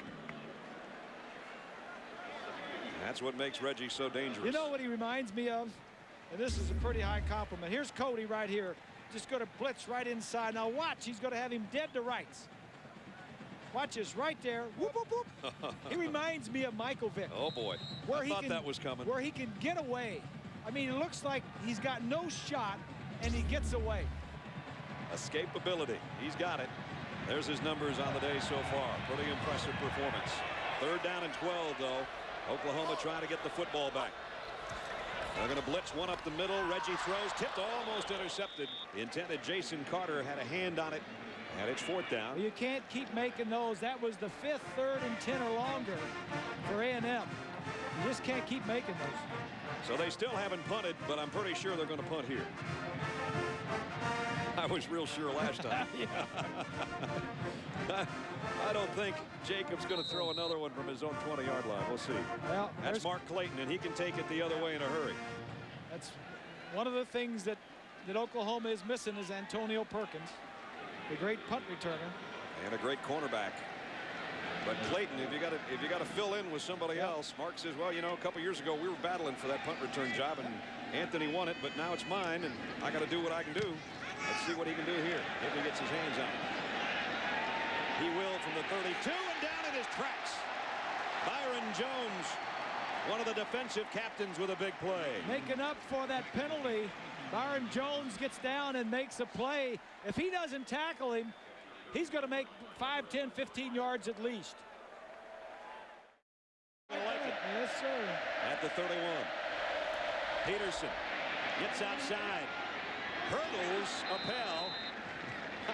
How many times has 19 met 28 today? A lot. Yeah. Nice run by Peterson, though. It picked up 8 or 9 on the play. As we near 2 minutes, Oklahoma has 1 timeout left. Any kind of points before halftime they would appreciate. That's for sure. That was the first defensive stop by the Sooners all day. 2nd and a yard. He gets the yard and a couple more. 1st down run. Jasmine made the stop on Peterson, but he works it out across the 40 to about the 42. The freshman today knows he's in a battle. Nothing's been easy on the ground today for the Sooners. Got a lot of young guys on this A&M team. 2, 3 redshirt freshmen on defense and 2 more on offense. See if Jason White puts it up out of the shotgun. Quick throw out in the flat. Got it out to Wilson, and Wilson tiptoes out of bounds. As he picked up about 7 across midfield to the A&M 49-yard line. It was a nice play there by White. The defensive back, the corner out there on Wilson, blitzed, and he saw it coming, and he just White picked up and threw it out there. The safety had to come over and make the play. 2nd down and 3. Bob Stoops troops back in A&M territory, but trailing by 2 touchdowns. Peterson, the lone setback. The tight end in motion. Peterson goes that way. 1st down, spins his way down to about the 36. Another nice run. And Oklahoma is continuing to run the big freshman, and I think that's the right thing to do. Coming up on the Capital One halftime show as Broderick Newton comes out holding his shoulder. John Saunders, Craig James, and Aaron Taylor will have highlights and analysis from around the country. And they'll also have a report. Mike Tirico's down in Atlanta, the Tour Championship seen earlier today on ABC. I'm not sure now if that was Broderick Newton or Japhus Brown who came out favoring his shoulder. It was either 28 or 20. White to throw. Going deep.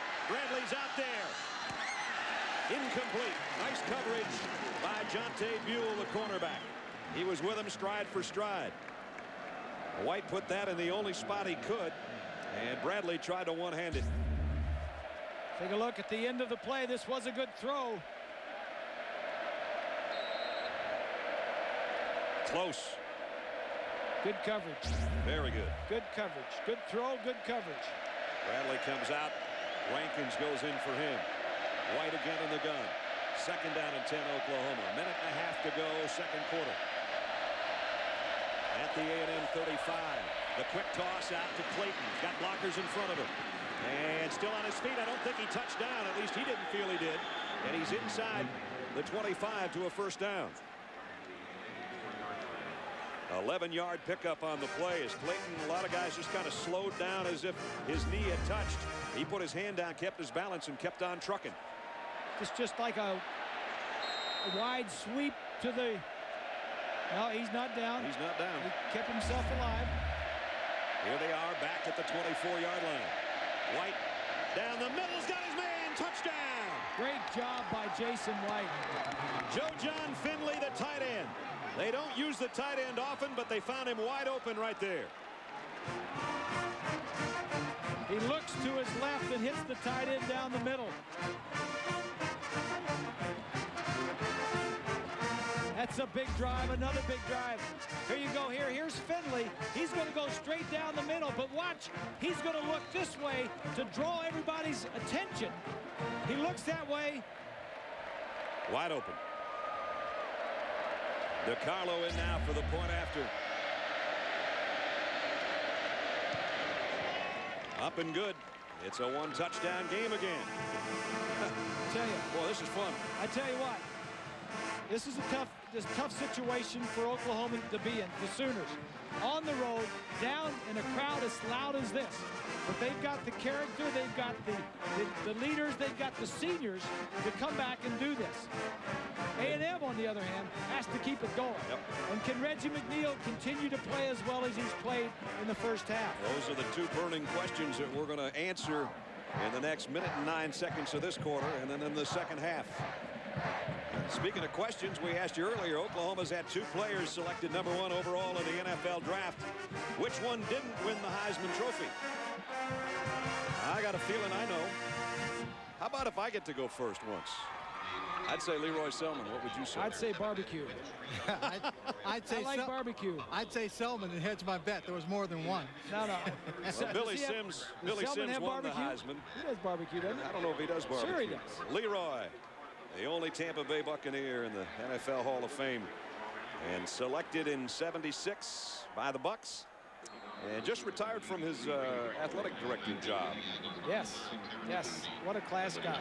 This guy might someday be a #1 draft choice overall. Billy Sims, by the way, was the other #1 pick, and he was a Heisman Trophy winner. So we try to give you the entire answer, not just part of the story. There you go.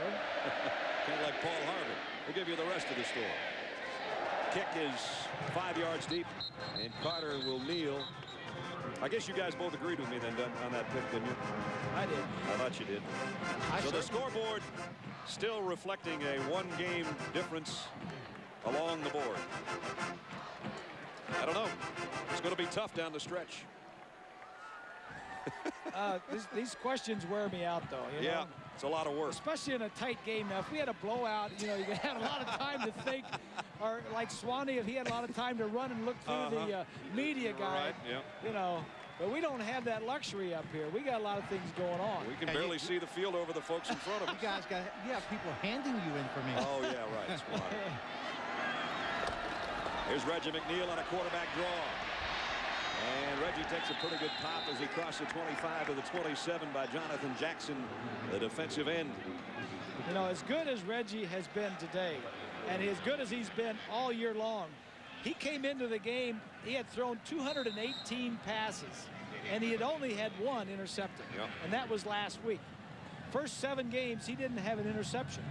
This time last year, this team had 24 turnovers. Right now they have 4 in game 9. And that's, Coach Fran works on that, as I mentioned earlier, and the team has picked up with it and ran with it. High snap, handled. Joseph, the fullback, gets across the first down marker out to the 31-yard line. And the clock momentarily will stop here with 23 seconds. It looks like A&M's going to be comfortable to go to their own locker room, up on the #2 team in the country by a touchdown. Unless they pull one up deep. Remember, they threw a Hail Mary job a couple of weeks ago that was answered. But Reggie McNeil's going to walk over to the sideline, going to take a timeout right now with 10 seconds to go. We want to win this one. We might well do it, too. Okay. Well, thank you very much for stopping in and talking to us. We're so proud of you. Thank you. Grateful to you. Thank you very much. My pleasure. And the man they call 41 in these parts. And his son they call 43. And A&M so aptly put it. He said, I think we have a chance, Lynn. And I think they do have a chance because they lead by a touchdown at halftime. As the Sooners go to the locker room, they don't trail off, and at the half, they're in a dangerous place at Kyle Field. The fans revved up for this one, and it's a one-touchdown A&M lead. Coach Franz with Lynn Swan. Oh, thank you very much, Coach. Take us inside the call on the fake punt. We've got a monitor right here, and tell us what went into that selection of that play. Well, we got it down to 4th and 1, and we had a couple ways that we wanted to fake punt. This was kind of a screen with the lead blocker coming out on number 23 right there. He did a good job pushing him by, and Irvin Taylor made a guy miss right here on the tackle, and the rest was the difference in the first half. You have a highly disciplined philosophy, and your team's playing very disciplined football. How do you make that decision to take that great risk down there? It's not a risk. It's calculated. We planned it. We worked on it. There's a difference between a risk and what you work on. Thank you very much, Coach. Remember what he told us yesterday? We said, do you call the plays? He said, I only call the good ones. That was a good one. He called that one. 28-21 at halftime. John Craig and Aaron will be in our New York studios for the Capital One halftime show right after this timeout. It's the Capital One halftime show. John Saunders, Craig James, and Aaron Taylor last week. Number 3 and number 5 in the BCS standings lost. This week, number 2 and number 4 are losing. Since they started the BCS, the teams that have started 1 and 2 have never faced each other in the national championship game. That looks like it's going to hold suit. So you say there's a chance. Hey, up on that list right there, I think Wisconsin today might be playing the best of anybody out there. And then you got Utah sitting down at the bottom. Utah, you're a good football team. I mean, but it's not the same as what these other big major conference teams are having to deal with. Utah, unfortunately, guys, because of their schedule, doesn't control their own destiny. They have Texas nipping on their heels right at that number 7 position. And if they win out, there's still going to be some teams that bump out of them. But they need help from the teams above them. Right now, we have Oklahoma and Cal down at halftime. So if the Bears and the Sooners don't get their act together, that plays to Utah's favor. The door is wide open for Utah if these guys don't get it together. Let's go to that Oklahoma-Texas A&M game. Oklahoma coming off a tough win against Oklahoma State. A&M coming off a tough loss to Baylor. Reggie McNeil, though, came to play today. 18 yards to Terrence Murphy. We've seen that if you can throw the football, you have a chance against Oklahoma. You cannot nickel and dime it and get down the field against the Sooners. McNeil then this time goes deeper, hooking up with Chad Schroeder as Texas A&M grabs a 21-7 lead. A perfect toss, hits him in stride, and then the fake punt. This is something we didn't expect to see, but Dennis Francione has never beaten Bob Stoops, but today he is pulling all the punches out of the playbook, kicking the dust off it, going back to the Pop Warner trick plays, doing whatever he can to get a win over the Sooners. Oklahoma needs to play better to get it done. Jason White comes back 24 yards to Joe John Finley, and it gets it down to a 28-21 lead. So, Craig, Dennis Francione, you tell him before the game you're going to have 4 touchdowns, you're going to have a fake punt go for a touchdown, and you're only going to be up by 7. You'd be happy, but you'd be like, oh, what's going on here? But this is really the question. The Aggies played with great intensity the first 30 minutes. Can they match that intensity for the next 30 minutes? That's the critical 30. They've been tackling Adrian Peterson well, but more than likely, Jason White's going to get them.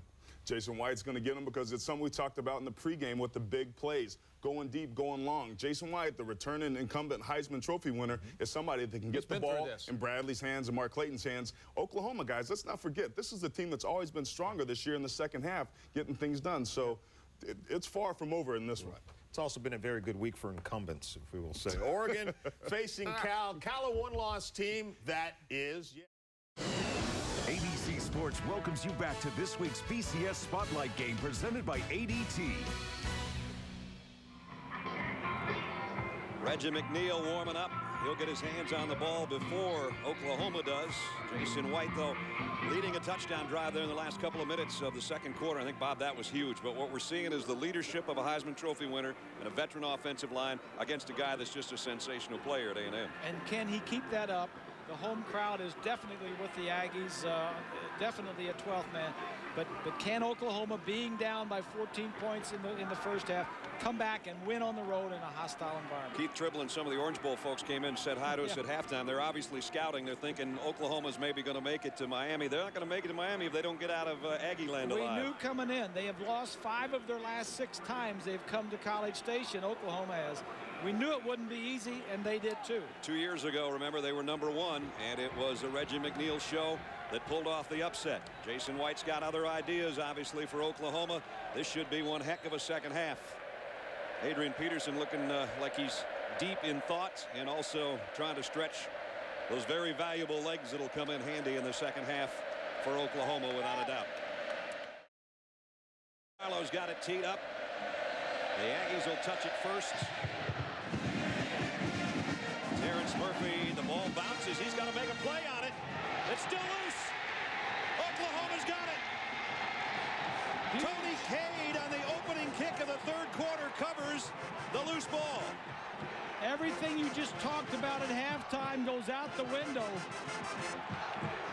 Oklahoma says, let's go out and get a break. Let's go out and do something. You never thought that you'd get the opening kickoff on a fumble, or not even a fumble. You just went down and recovered it. In your wildest dreams, even Bob Stoops on a perfect day couldn't have been thinking that his first play of the third quarter would be this, and his second play would be a 1st and goal at the 10-yard line. I don't know how much that sun over in that corner and the shadows and the sun kept that receiver from playing that ball correctly. So the Sooners with a shadow up here. Golden opportunity to tie this thing up. Peterson. They got him dropped for a yard loss, maybe 2. Let's check in with Lynn. Well, when Bob Stoops came out, I asked him his thoughts in this game, and he said, yes, we made some obvious mistakes in the first half and some not so obvious. We're going to make some adjustments. What he said to me, his parting comment was, you know what, Lynn? I don't think we could have played any worse in the first half. But we're only 7 points down.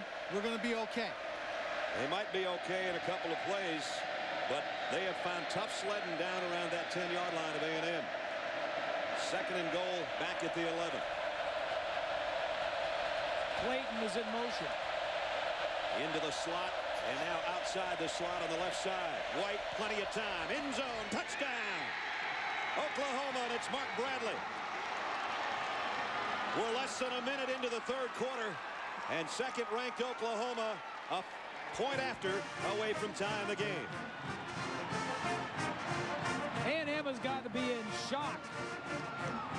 As well as they've played the whole game, then they've only had 4 turnovers all year, and that's got to be considered a turnover when you don't field your opening kickoff.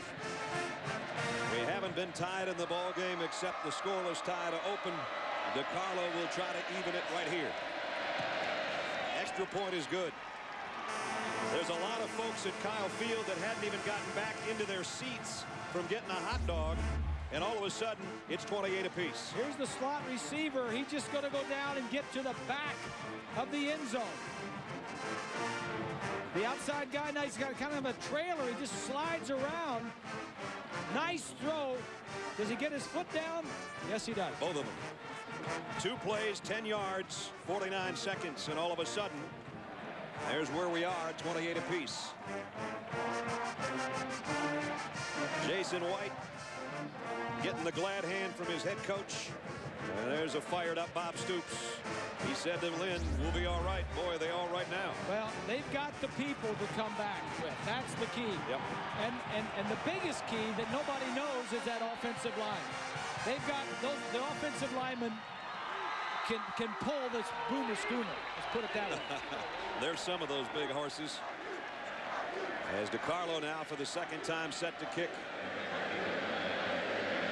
And Terrence Murphy and Jason Carter hoping he doesn't kick into that little patch of sunlight again.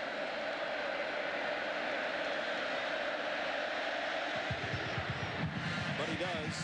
But it's so deep it won't matter. Carter will take a knee, and A&M will have it at its own 20-yard line. Our Pacific Life game summary statistically in the first half of the ball game. Here's how it looks. Passing yardage almost dead even. Same with the rushing. Couldn't be much more even, could it? First downs in favor of Oklahoma.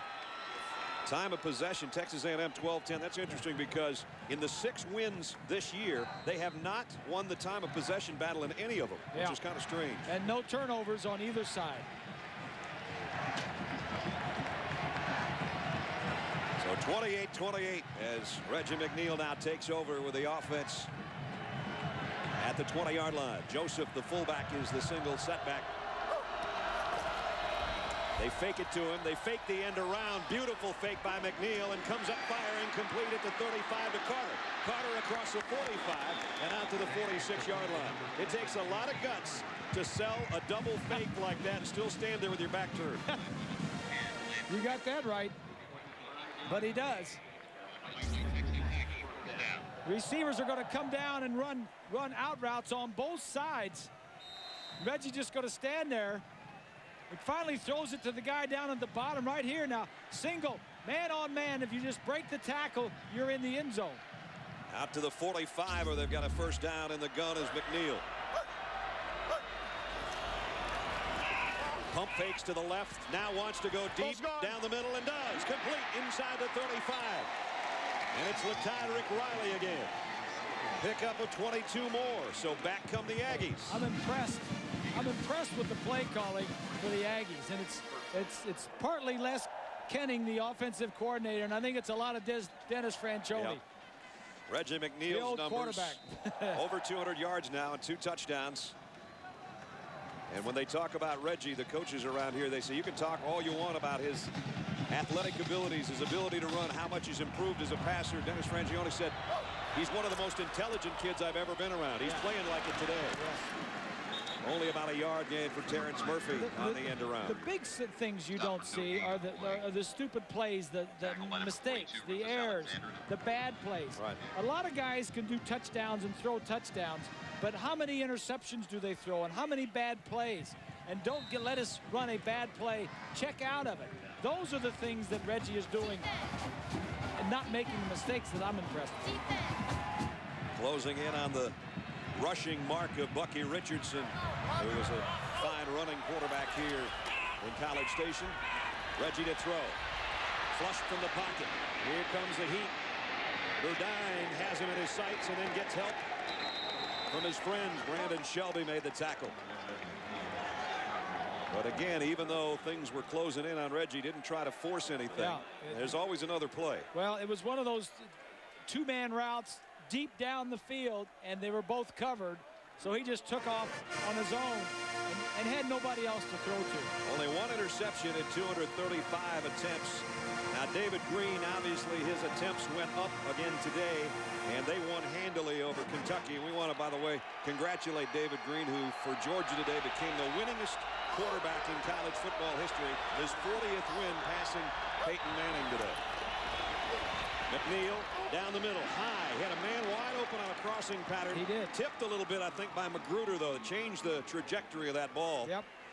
And Magruder, the big defensive tackle, 300-pounder out of Las Vegas, makes a nice play.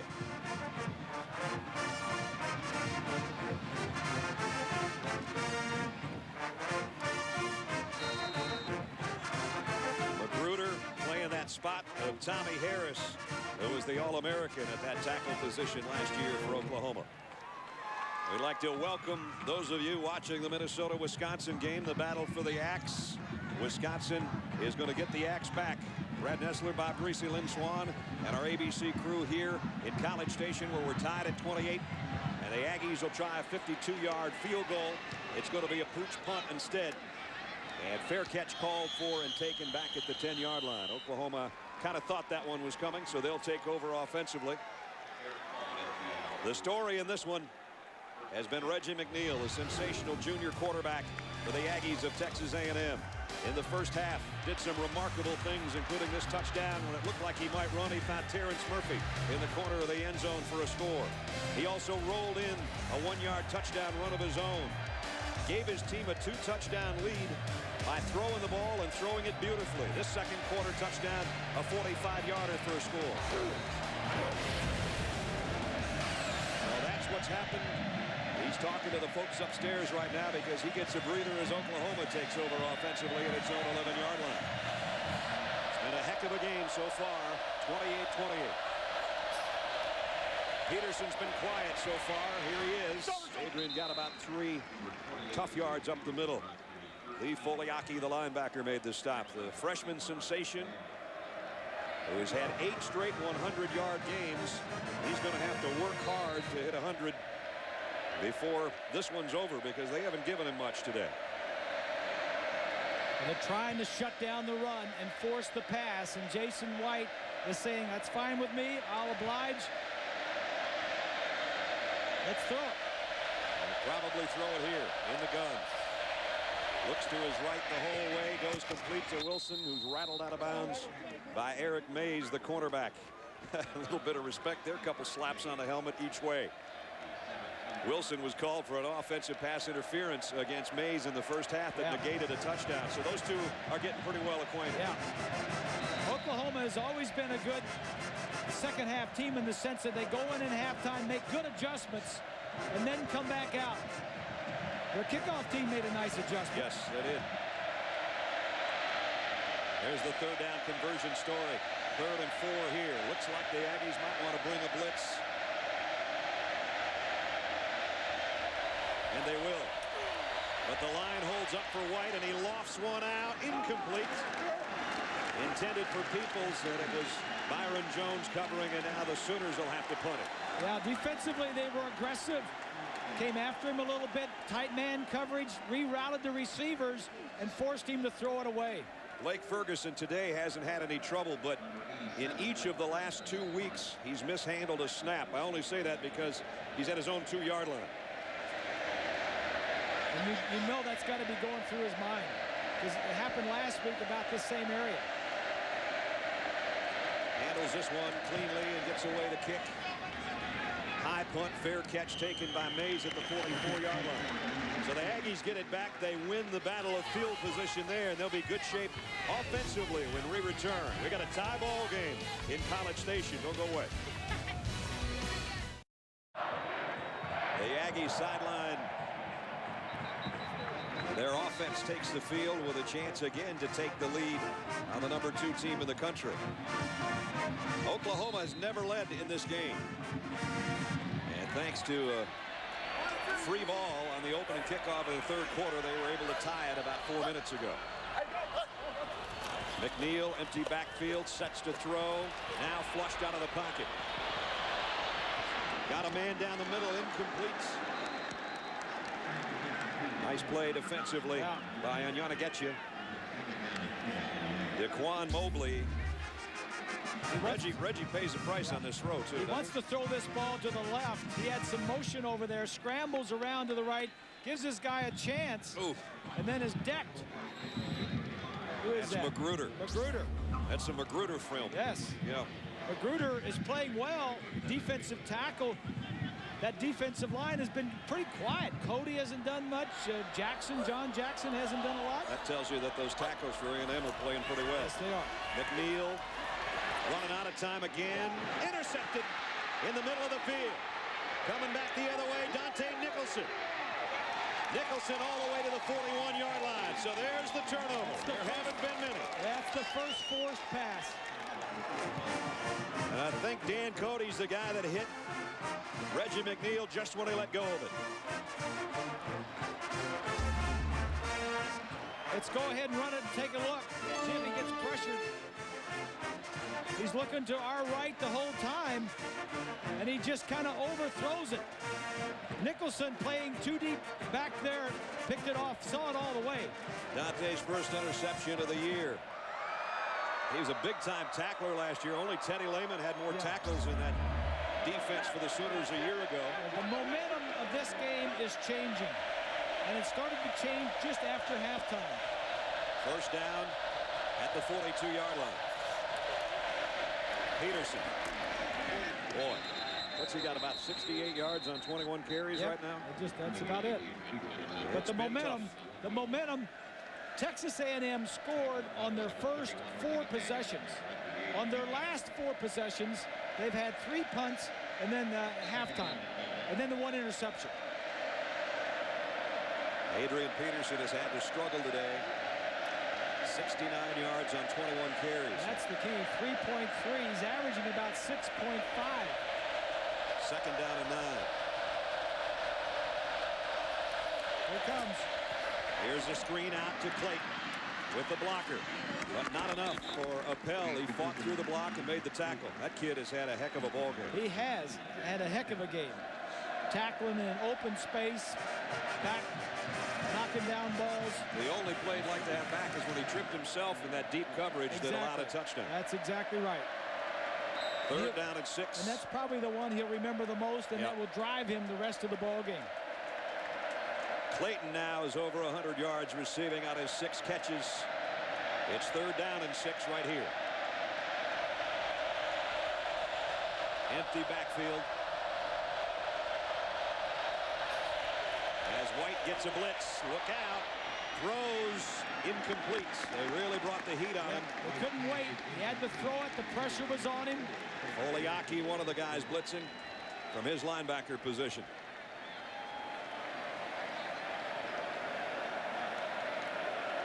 So now it's time to give it up for Oklahoma. 2nd time it's been 3 and out. One was deep in their own territory. This one they worked it into Aggie land, but now Ferguson will have to kick it to Mays. You've seen one fake punt. You may see another one. I was thinking that myself. 4th down and 6.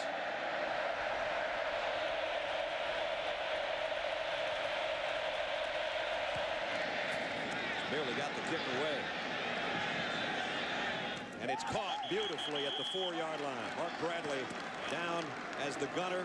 Makes one of his better catches of the day, and that includes a touchdown that he had. The kicking team can go down and catch the ball if the receiving team doesn't make an effort to do it. So Ferguson does his job beautifully. Bradley does as well.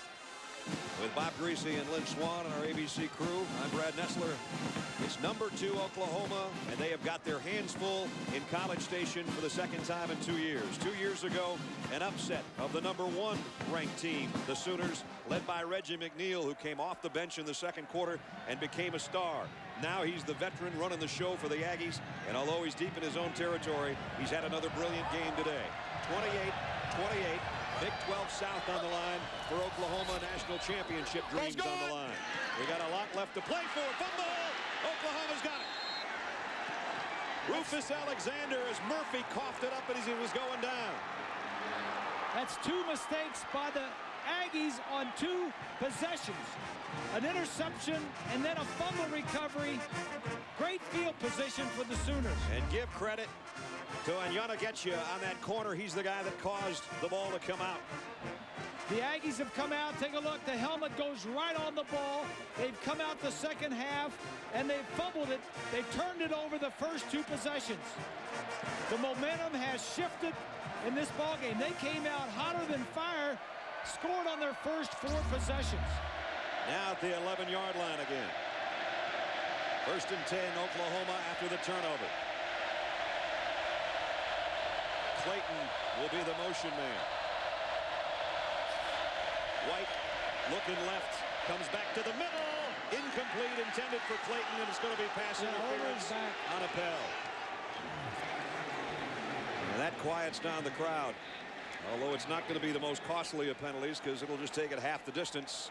But still, it'll get him down around the 5-yard line as we get another look at it. Watch as the quarterback, White, is going to look to his left. See him looking left, fakes. Now he wants to throw to the right. The reason he does that, the Appel comes over his back to get the free safety out of the middle to allow his receiver. Yeah, he hit him a little bit early. But that's what a veteran quarterback can do for you. You can move people around, middle linebackers and safeties. Pass interference on a defense. Number 19. Ball be placed on a 2-yard line. Automatic 1st down. So it's at the 2, not at the 5, as I mentioned. So that's Jason White on the day, 3 touchdowns. Yeah. I'm going to tell you a story about Jason White after this next snap. About who came in there. It involves Barry Switzer, former Sooner coach. Yeah. I'll tell you a little story. What'd you tell that one? At the 2-yard line. It'll be Peterson behind his big fullback. And an eye set. 1st and goal, Oklahoma. Trying to take the lead for the first time today. Play action. White lobs it. Touchdown. And it's his tight end again, Bubba Moses. And the Sooners lead for the first time today. Jason White's 4th touchdown pass of the day. And the story I was going to tell, I can tell quickly right now. Barry Switzer came in to Bob and I at halftime and said, guys, not only do we have a great chance to win this game, but if Jason White plays the second half like he played the first half, he's got a good chance to repeat as a Heisman Trophy winner. And there's a lot of truth to that. Everybody just kind of forgotten about him. But they were down, as the extra point is good, they were down 14 points. They were down early in the first half, and if he brings them back to win, Jason White's name will be out there. Here's his 4th touchdown pass to his big tight end. For the first time today, the Sooners have the lead. ABC Sports presentation of college football brought to you by the Hartford Mutual Funds, official corporate partner of the NCAA. GM Goodwrench. You can find Mr. Goodwrench at all GM dealers nationwide. The Home Depot. You can do it. We can help. Cialis. Ask your doctor for a free sample of Cialis if it's right for you. And AOL for broadband. Proud sponsor of First and 10. Well, here in the battle of the Big 12 South, Oklahoma leads it for the first time today. Iowa State has beaten Nebraska in the North today. Iowa State, one of those teams that started off with 3 straight losses and could end up in Kansas City in the Big 12 championship. It's a wide open North. Well, Texas A&M. If they win out, they go to Kansas If they City. win out, that's the motivation coming into this ball game. They say, hey, we win out, we go.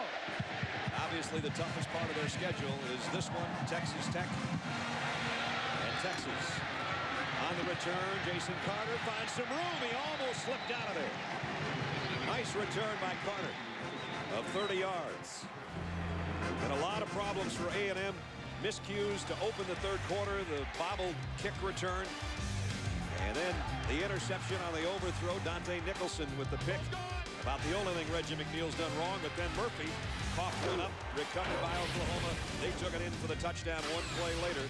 That's where we stand at 35-28. They've had 4 possessions and 3 turnovers in the second half.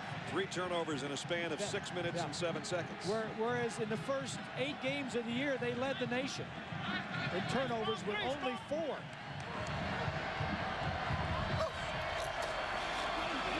It'll be a sprint draw to Lewis. They barely got the handoff to him.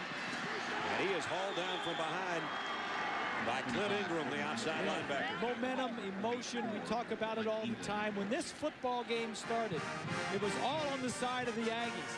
The offense, the defense, the crowd, the 12th man. Now, not only are the players flat, but also the crowd is flat. No doubt. Well, Bob and Brad, we experienced a little bit of, shall we say, the cold-blooded attitude the top teams sometimes have to have. We saw it with USC up at Washington State not long ago, and now we're seeing it against an Oklahoma team that did not get down, even though they were behind the entire ball game up until this third quarter. No doubt about it. There's a timeout taken by A&M, and we'll take one with them. 7 minutes, 51 seconds remaining in the third quarter. It's 35-28 Sooners. 7:51 remaining in the third quarter.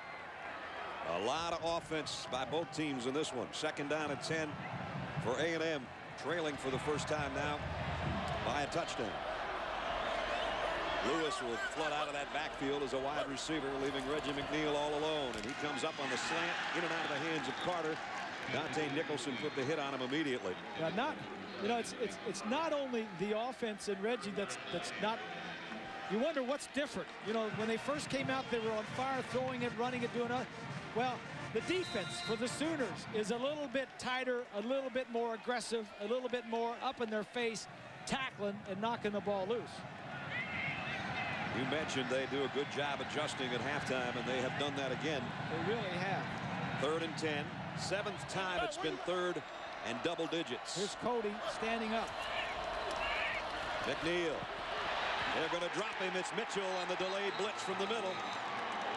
And the middle linebacker, who was out a good portion of last year, is really starting to round into shape again. We talked with the coaches about Lance being so much better, and I asked him, is it more in his head or is it actually his knee? And they said, nope, It's probably in his head, but now they say he's playing full blast again. Cody on the right drops off, and that may have been what was in his head. The quarterback sees Cody, a defensive end, standing up. He said, what's he doing standing up? Is he going to drop off like a linebacker? Just little things like that that take your attention away. Jacob Young to punt. Mark Clayton is back deep for the Sooners. Young's kick. Clayton will have a chance on. Made the first man miss. Made the second and third miss. Clayton trying to pick up some blockers. Now cuts in the middle of the field. He got one too many blockers. He got a blocker from behind is what he got. And he comes up going, oh man, I did all that running for nothing. Yep. 14-yard return, but it's going to go back into Sooner territory with the penalty that's upcoming. You know, it's just not Mark Clayton, and it's just not Antonio Perkins on these returns. It's the coaching staff. It's Stoops and his staff that put these things together, the blocking schemes, the reverse, the wall down the sideline. They're going to pick this flag up, I think. Disregard the flag. There was no block in the back. First down. And so you could hear Bob Stoops saying he hit him right in the chest, and he got the call. And Brandon, it was a good call. Brandon Shelby, number 5, was actually blocking on one man, and then there was another defender coming in. He left him, made a decision to go back. You watch it right here. Right there is the block you're talking about. Got him squarely in the chest. Yeah, that's a good call, Swanee. That's a good call, Swanee, and it's a good call by the officials to pick it up. At the 43-yard line.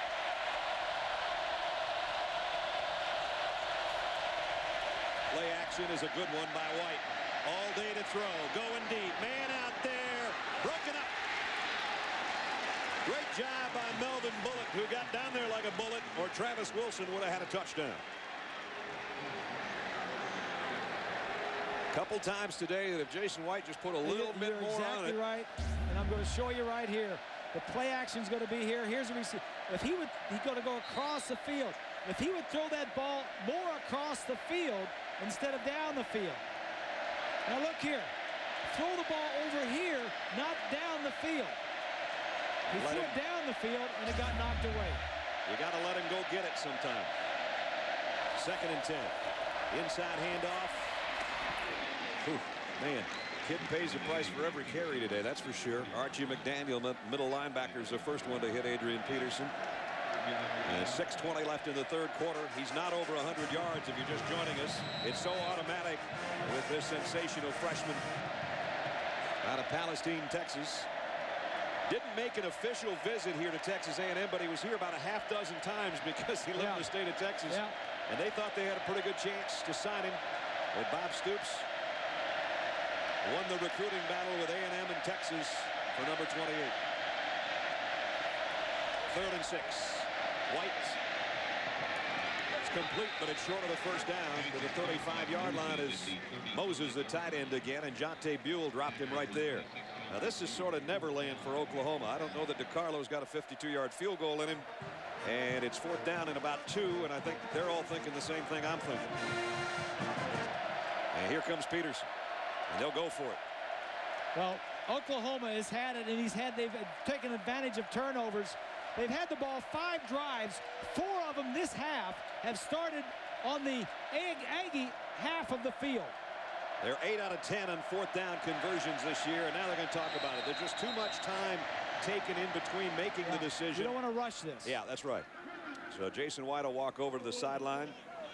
The crowd will hush itself for a second. There's Josh Heupel, the former Heisman Trophy winner from Oklahoma. That was a pretty good recruiting class, wasn't it? Yeah, it wasn't bad.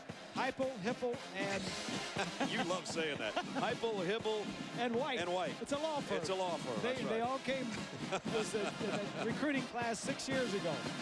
And, of course, the 2000 championship team was Oklahoma in the Orange Bowl. That was Heupel. That was Heupel. Yeah. They have plans to go back to Miami January 4th. Those plans would be curtailed if they don't continue to win every game. Now, they don't talk about that. No, they don't, but we do. You say they have plans. I mean, they have plans if they take care of business, win this game. Because you talked to Bob Stoops about it, and he'll say, we're looking at this game. Yep. We want to win the South Division. We want to win the conference, and then go to the championship. And they knew Kyle Field to be a trapdoor right here, and it has been.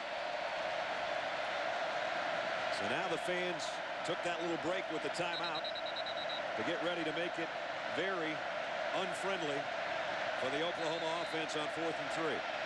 Well, the defense has come alive for the Sooners and setting them up in this better field position this half. 4th down and 3, Oklahoma.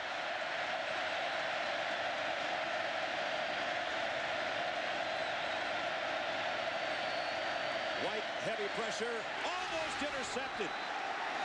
Johnny Jolly had it in his hands. And A&M takes over on downs.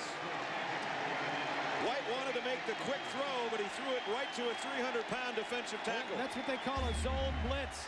These guys are going to blitz all the linebackers. Jolly is the nose guy. He's going to drop off. Watch him right in the center. Oh.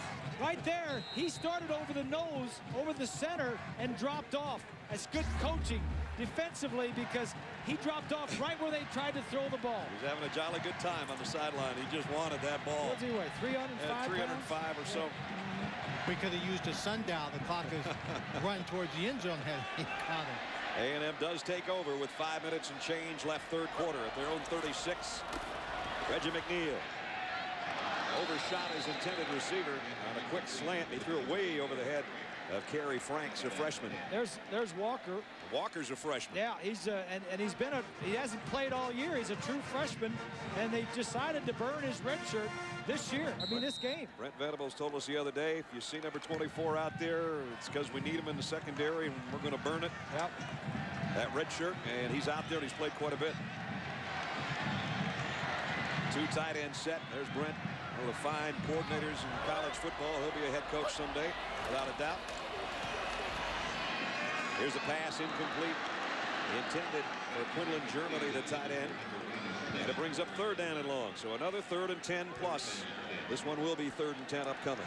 You just can't stay as sharp and as good as Reggie McNeil was that first quarter, first half, the first 3-4 series of this ball game. Now he's only hit 1 of his last 7 passes.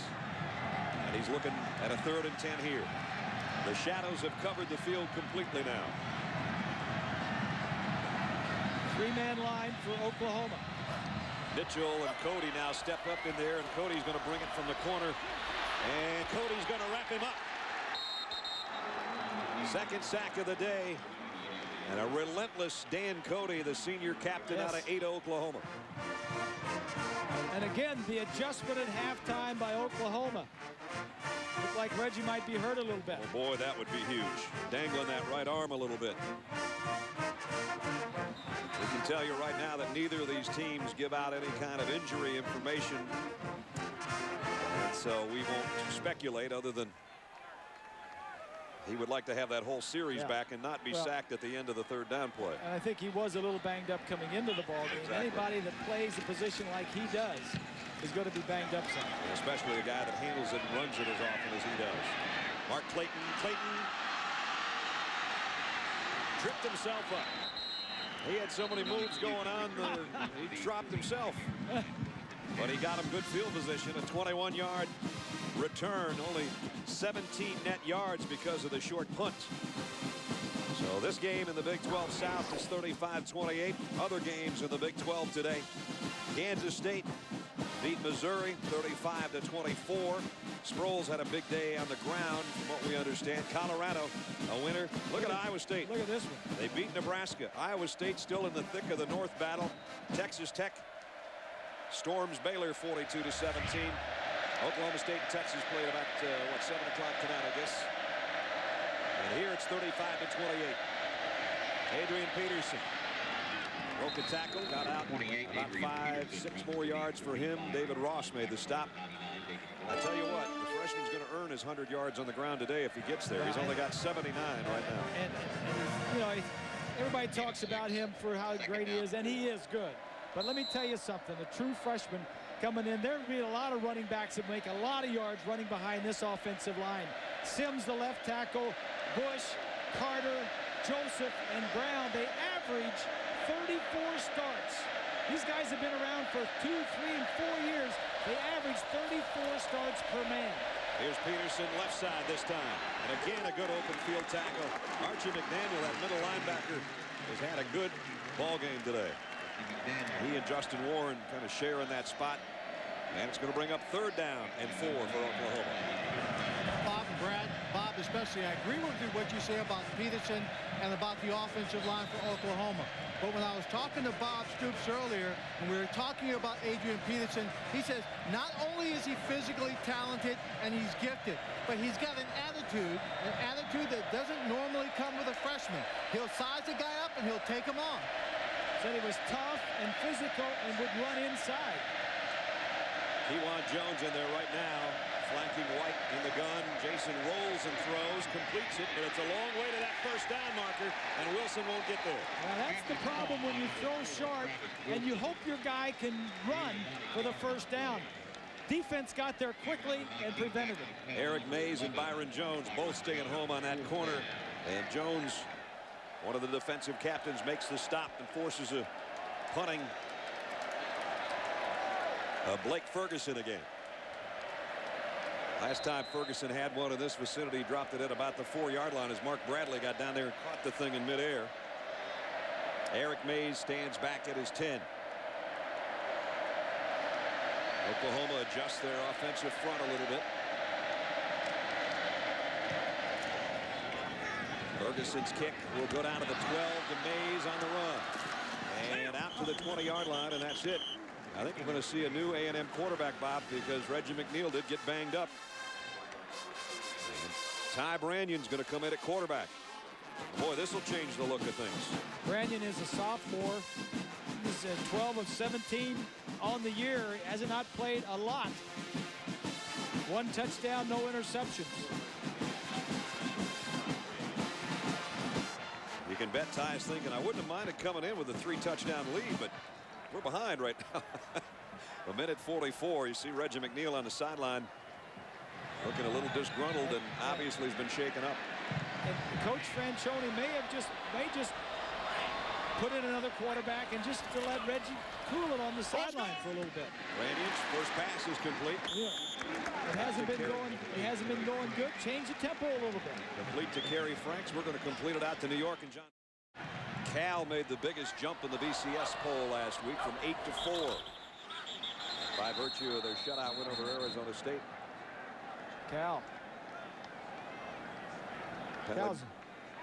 Cal's been a big surprise. Yeah, they have. False start. Number 66 of the offense. 5-yard penalty.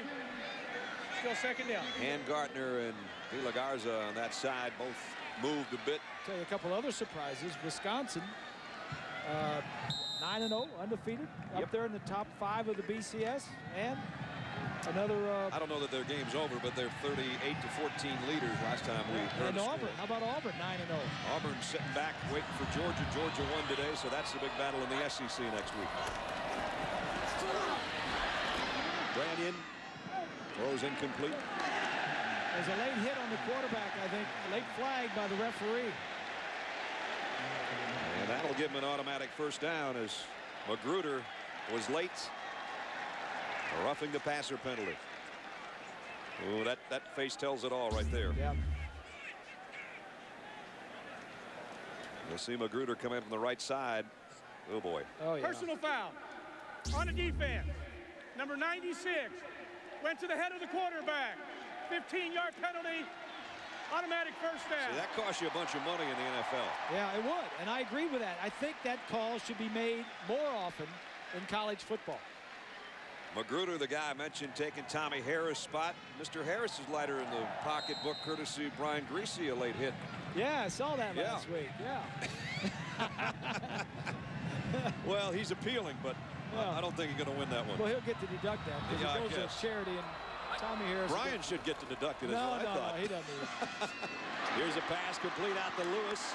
And he's shoved out of bounds right near the first down marker. Onyema Getcha on the corner, I think knocked him out about a half-yard short. I like what Coach Fran has done. Things weren't going well for the offense. Reggie was not hot like he was. You know, he's banged up a little bit coming into the game. He was limping off, coming off, holding his arm, shoulder. So put the other quarterback in there. Let him play some, and then maybe if Reggie can go back in, he can, and maybe if he can, that's all right. But, you know, if the one quarterback is hurt, put the other guy in. Second down and short here. Brandian has Courtney Lewis to his right. He's going to get the call for the first down and more.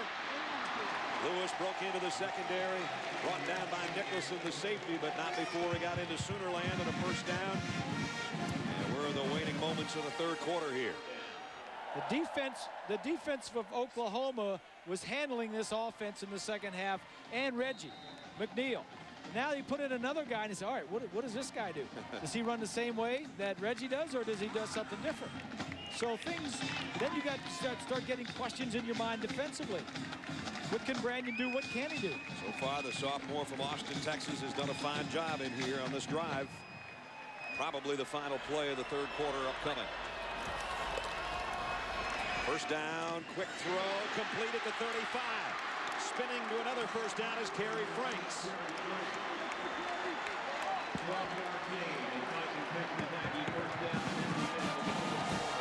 And the quarter will come to a close. And I'll tell you what, it's going to be a fantastic finish. I don't think you're going to want to miss the fourth quarter of this battle in the Big 12 South. 35-28, number 2 Oklahoma trying to hold on. A&M trying to be the spoiler again. You're watching ABC Sports Championship Television.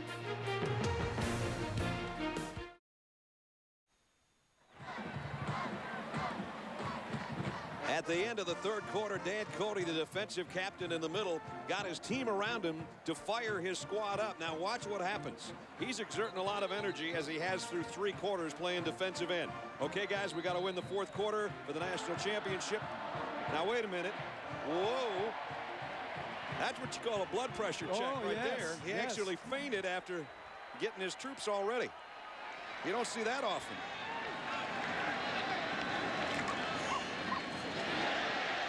Lewis down to the 25. Ingram made the stop. Here comes Cody. Got a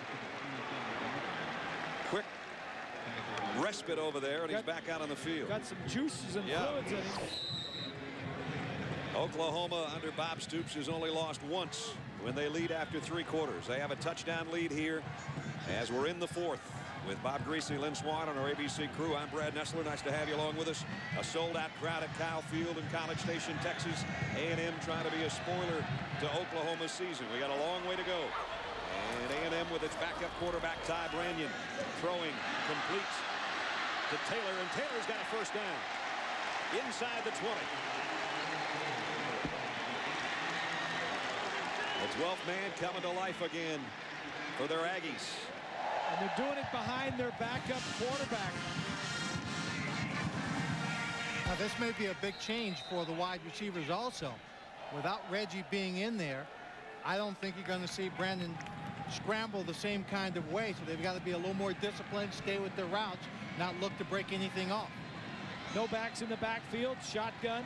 Lewis goes up to the top of your screen out of that backfield. The tailback, one of a 5-receiver group now for Brandian. Has time, throws complete again. Terrence Murphy at the 13-yard line. And right now, Ty Brandian is 5 for 5. Very impressive.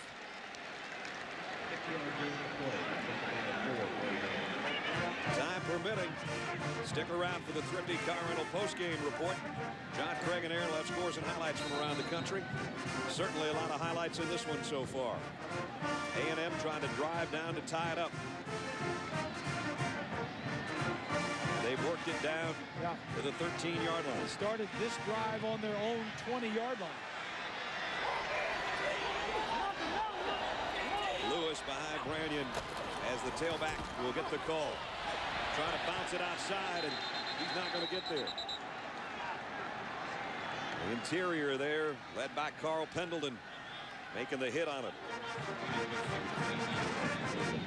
A&M today started the game 5 for 5 on third down conversions, and they're 0 for 5 since. And it's 3rd and 6 here. The ebb and flow of a college game, the momentum can change so quickly. And it can change back. You know, so far this second half, it's been with Oklahoma. Now, very slowly with this drive, I think you're seeing it may change back. They've got to get down to the 8-yard line for a first down. Brandon in the gun. They'll bring some pressure on him. He throws incomplete. The flag at the goal line. It's going to be pass interference on Yanagagetcha.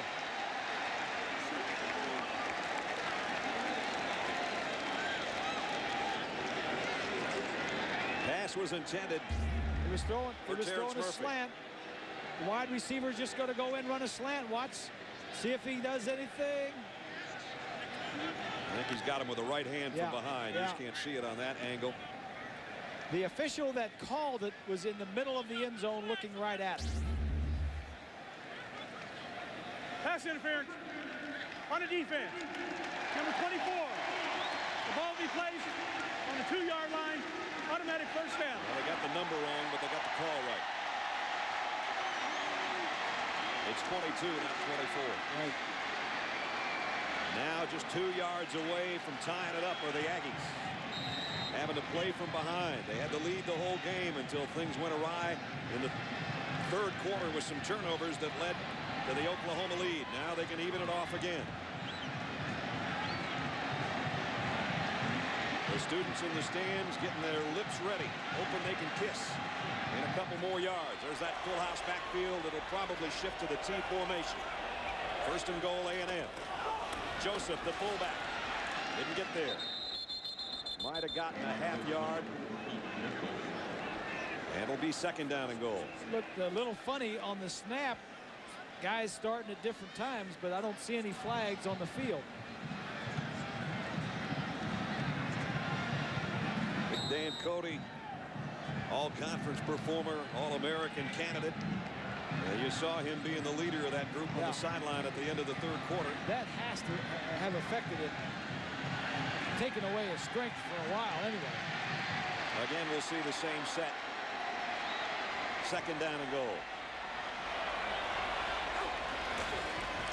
This time, Branyan keeps it, and Cody just leveled him. He powered up. He did. Whoops. He's a little wobbly again. He's not right. No, they got to get him out of there. His teammates are saying, get him out of here. He is not right. I mean, boys, it comes and goes. Yeah, we probably shouldn't speculate. It could be anything from dehydration to hyperventilation. He could have gotten a hit or something during the course of the ball game. Yeah. You just don't know, but it's obvious he cannot stay in this ball game much longer. Well, when his teammates look to the sideline and say, Coach, get him out of here, that pretty much tells you the story. 3rd and goal. Play fake. Branyan wants to throw. Now he runs, and he won't get there. Yeah, that's what they lose without Reggie McNeil. To improvise and make something happen when the original play falls apart. Now you got to take the 3 and hope to get the 7 later. Somewhere along the line, you're going to have a kick or an extra score to try to beat somebody anyway. And they're not close enough to the goal line to do anything but take the field goal attempts here. Yeah, but don't tell the defense that right now. I don't think they're going to trust. I think that if he kicks it, they'll gladly have him kick it. Todd Pigram has hit 14 straight field goals. This is a 21-yard field goal attempt, and it's a fake, as Bob said. They come up and throw it. It's a touchdown. They weren't even rushing, and it works. Joey Thomas, the tight end.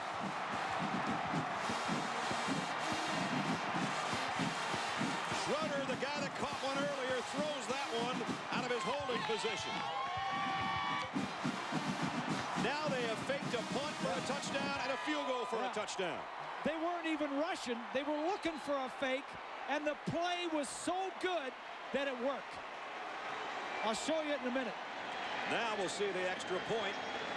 This time Schroeder will not pull it up. We don't expect. He'll put it down for his kicker.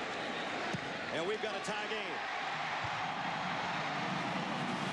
What a game. 35-35. The smooching begins. Bob Stoops isn't going to be kissing anybody, I'll tell you that. I mean, That play was so good. Here you go.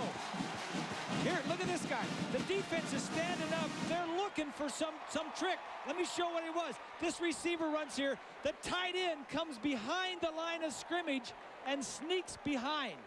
Watch this. The tight end comes behind, and there he is right there. He came behind the line of scrimmage out to that area. That's a great play. Boy, that is some kind of play. And it wasn't a bad throw either, was it? The receiver on the side goes across field to take everybody with him, and that tight end came from behind the line of scrimmage. Bob Stoops' reaction. You know what that's called? That's called field goal safe or punt safe. If you don't want to rush, if you just want to cover everybody and every possibility, that's what you call field goal safe. Defense, stay in the game. And it still backfires on it. Doesn't work.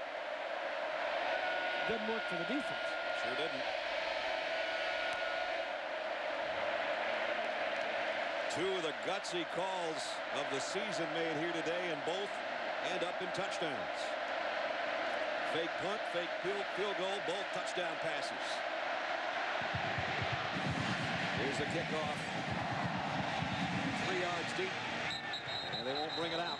Bradley will take a knee, and Oklahoma will have to work from its own 20-yard line. Let's take a look at the BCS standings, brought to you by Allstate.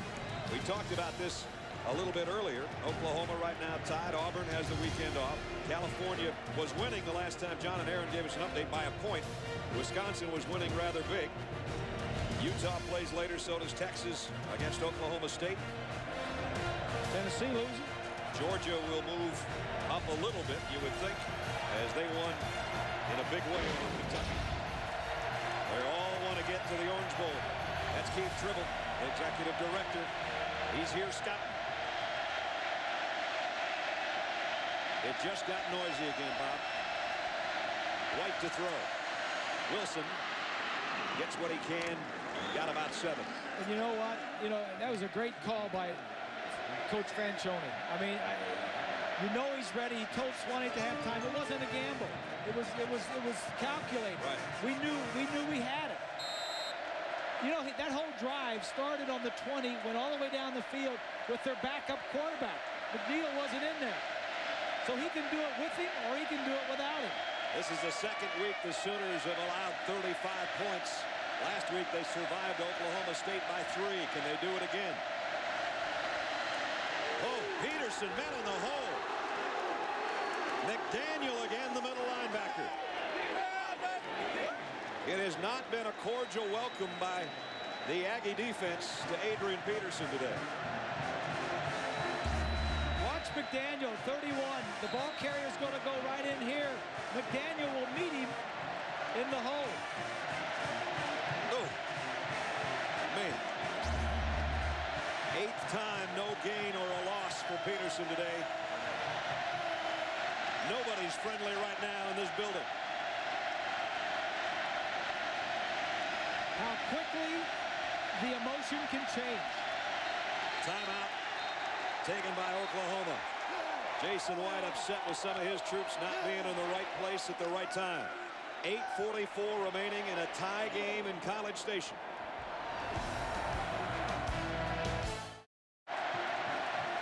To be honest, I don't know how they do it the whole game. The crowd deafening at Kyle Field. It's 3rd down and 3 Oklahoma. And I'll let the crowd let you know if the Sooners pick up the first down. Because we won't be able to see half the field with all these guys standing up and waving their hankies.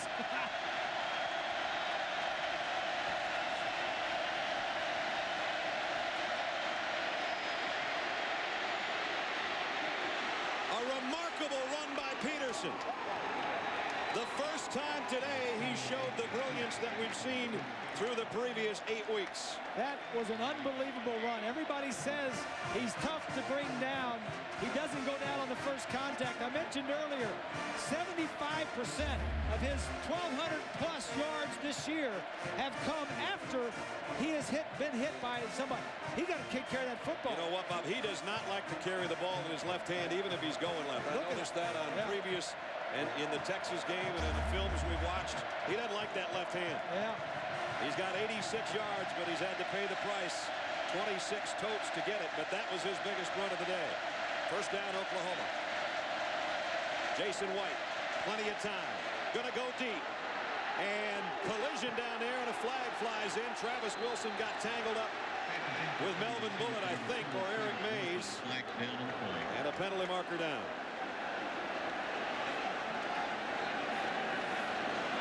It's going to be defensive interference, which would be a 15-yard penalty from the spot of the previous line of scrimmage. So it's going to put it in the midfield category. Coach Fran says it uncatchable.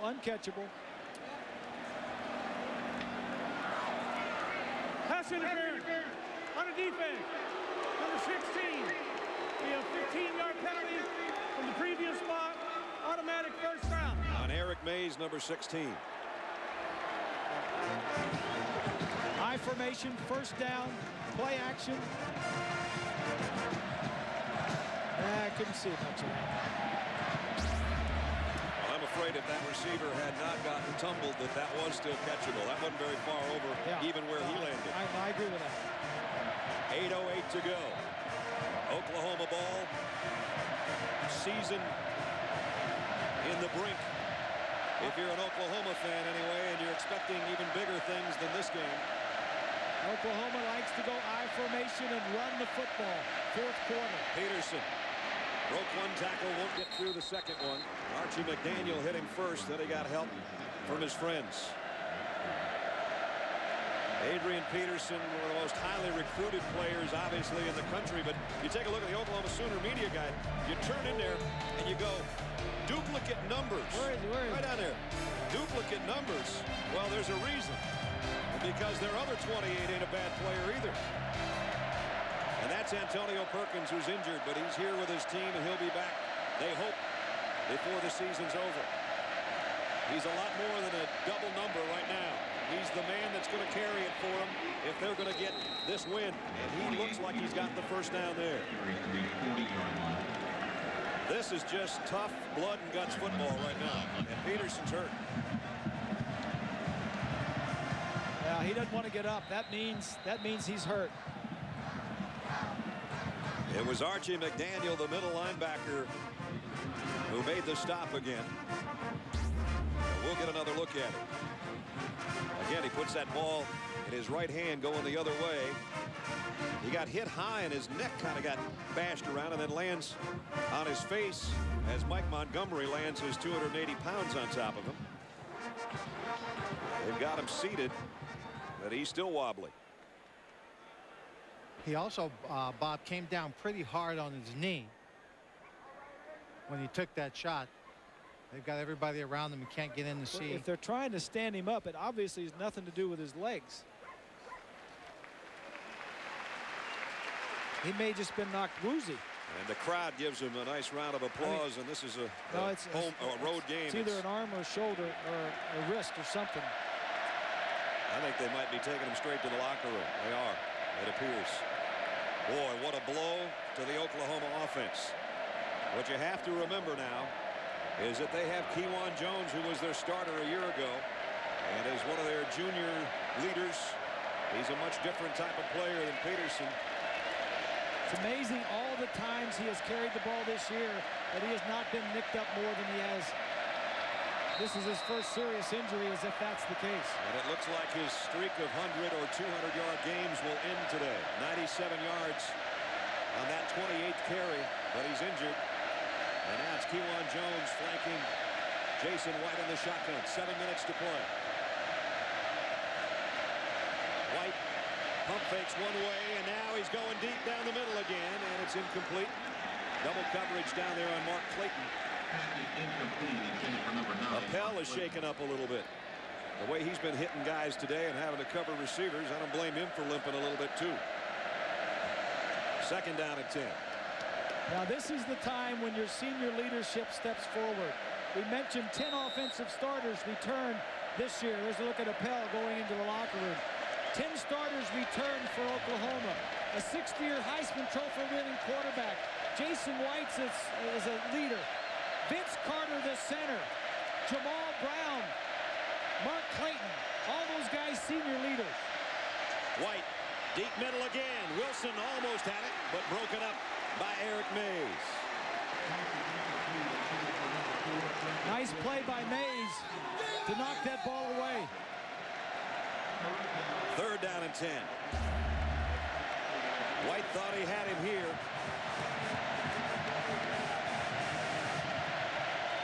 What a great play by the defensive back Mays. He's just a redshirt freshman, too, playing for the first time this year, Mays. At the 40-yard line, 2nd-ranked Oklahoma on the ropes. A 3rd down and 10. They're in Aggie territory. But this is the biggest play of the day so far. White waiting. Throws on the run. Got it complete. It's Mark Bradley, and he broke free. Touchdown.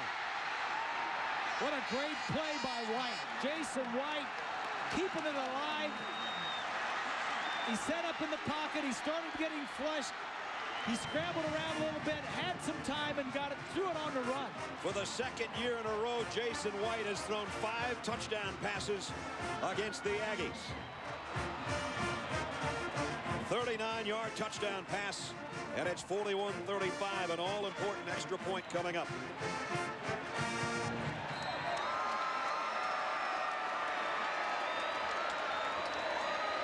Mark Bradley, who just caught the touchdown pass, is the holder. DiCarlo in to try to give his team again a 7-point lead. And does. 6 minutes, 43 seconds remaining in the 4th quarter. The number 2 team in the country, led by their Heisman Trophy winner of a year ago, have taken the lead one more time.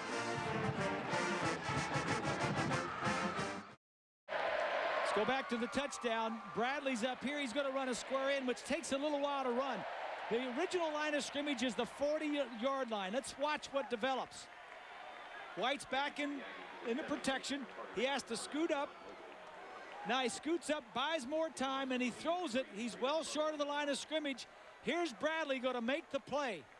So by moving around in the pocket, scooting forward, not going past the line of scrimmage, he buys time for his receiver to come open. How big have the last 2 weeks been for Mark Bradley? 3 touchdown catches last week, 2 today.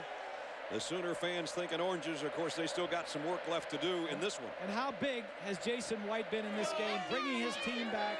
He loses his top running back, the guy that's run 1,200 yards and all that other stuff. They score to tie the game. He brings them right back to go ahead. Carter will bring it out of the end zone, trying to free himself, and he's not even going to make the 10-yard line. It seems like the Sooners, it just breeds the confidence. When they get a big play on offense, it seems like they turn around and make a big play on the special teams right after that. Let's take a look at a potential singular player of the week candidate from today's game. Oh, gee, let me think. How about Jason White? Yes. How about buying that time and throwing that pass? His 5th touchdown pass of the day. To vote, text player to 64444 or log on to ESPN.com. Look at those numbers. And I think back again, if you missed Bob and I talking about it earlier, former Sooner coach Barry Switzer came into us at halftime and said, if Jason White wins this game, he might win the Heisman Trophy. There you see him working on Adrian Peterson, who's a guy that'll take Heisman votes from him. It looks like ribs, some ribs.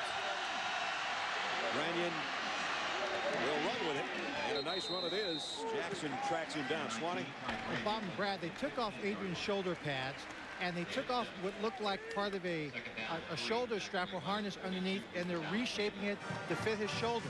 Now, I'm going to speculate that the injury is not so much his ribs as it is something around his shoulder. He seemed to be trying to work it free just a little bit. He has a flak jacket on that he wears and has worn the whole ball game to try to protect those ribs. But right now, the staff is on the sideline trying to get him padded up, get the shoulder protected, and maybe just kind of immobilizing it to some degree. Well, it looks like they're trying to get him ready to go back in the game, Lynn. Absolutely. Yeah. Unless this game goes to overtime, I don't know if I'd use him. Nice pass by Branyan to Daquan Mobley. 14 yards when they needed one, and now they've got a little bit of room to work. Yeah, this is the second drive that has started inside their own 10-yard line this half.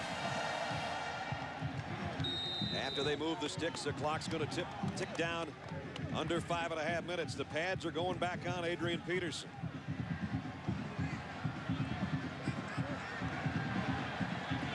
They don't have a phone booth here at College Station. And he ain't Clark Kent, but he does some pretty super things. Brannion throws.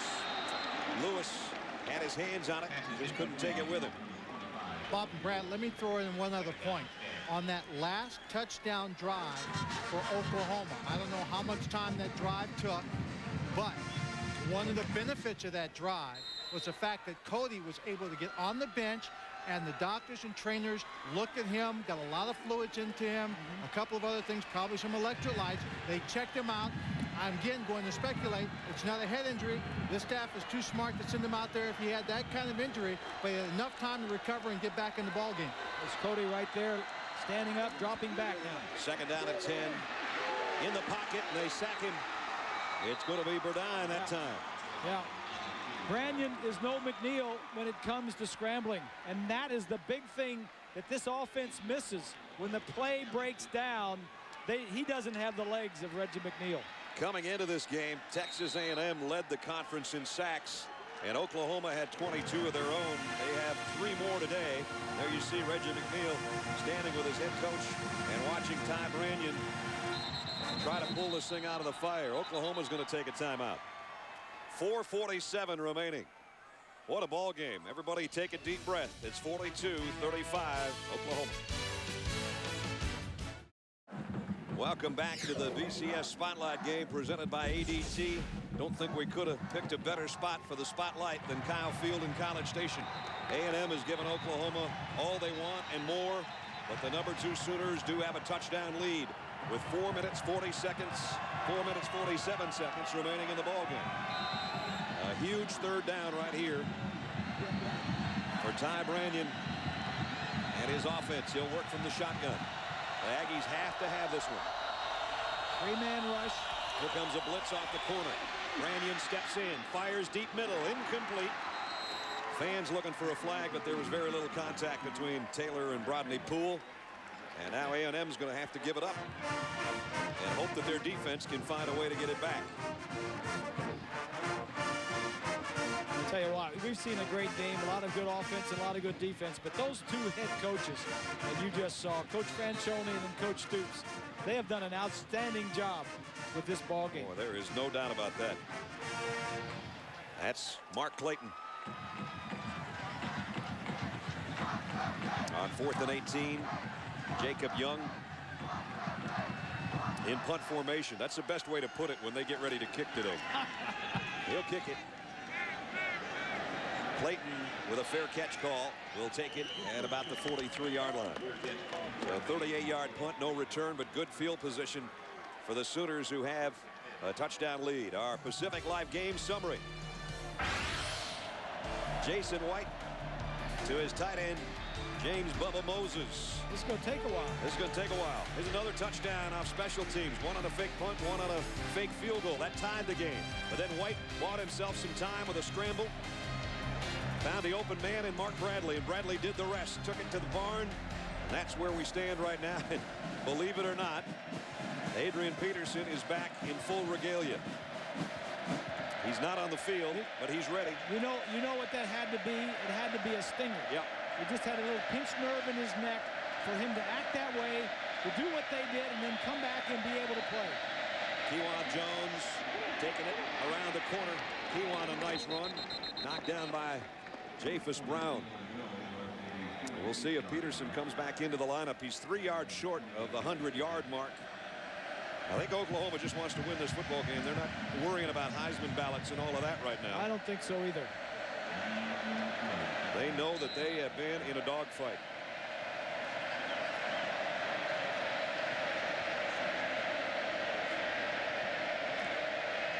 Second down and short. Kewan Jones stays in there as the tailback in the eye. And he'll get the call. Kewan, first down. Dives forward and got to the 45-yard line. Foliaki made the tackle, but another first down for the Sooners.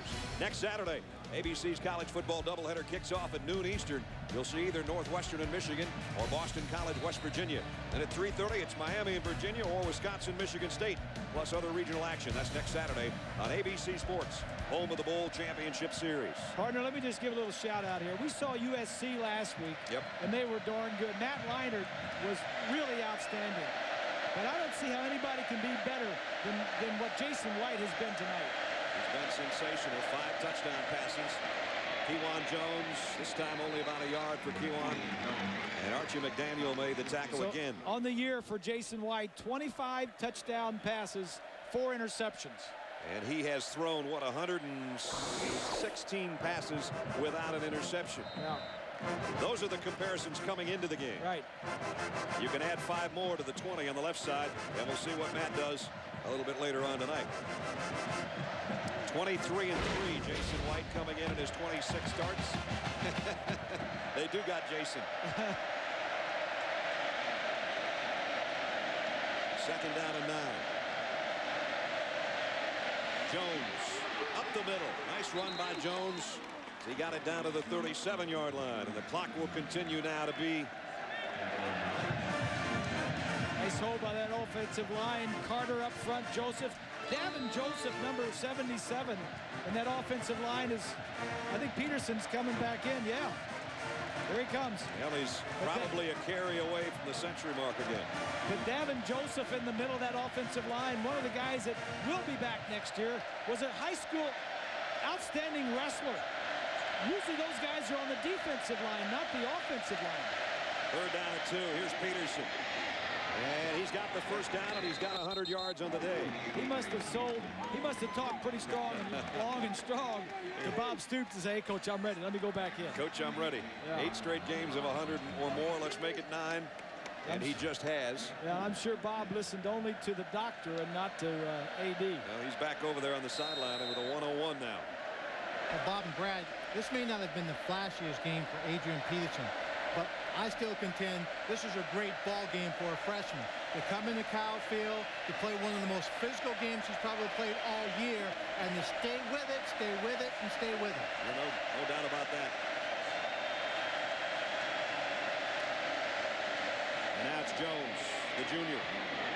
Took a big hit. McDaniel and Montgomery make the stop. We're down to 2 minutes and 7 seconds, and the whistle will stop play right there. 2:07 remaining in the fourth quarter. Oklahoma 2 minutes away from surviving Kyle Field.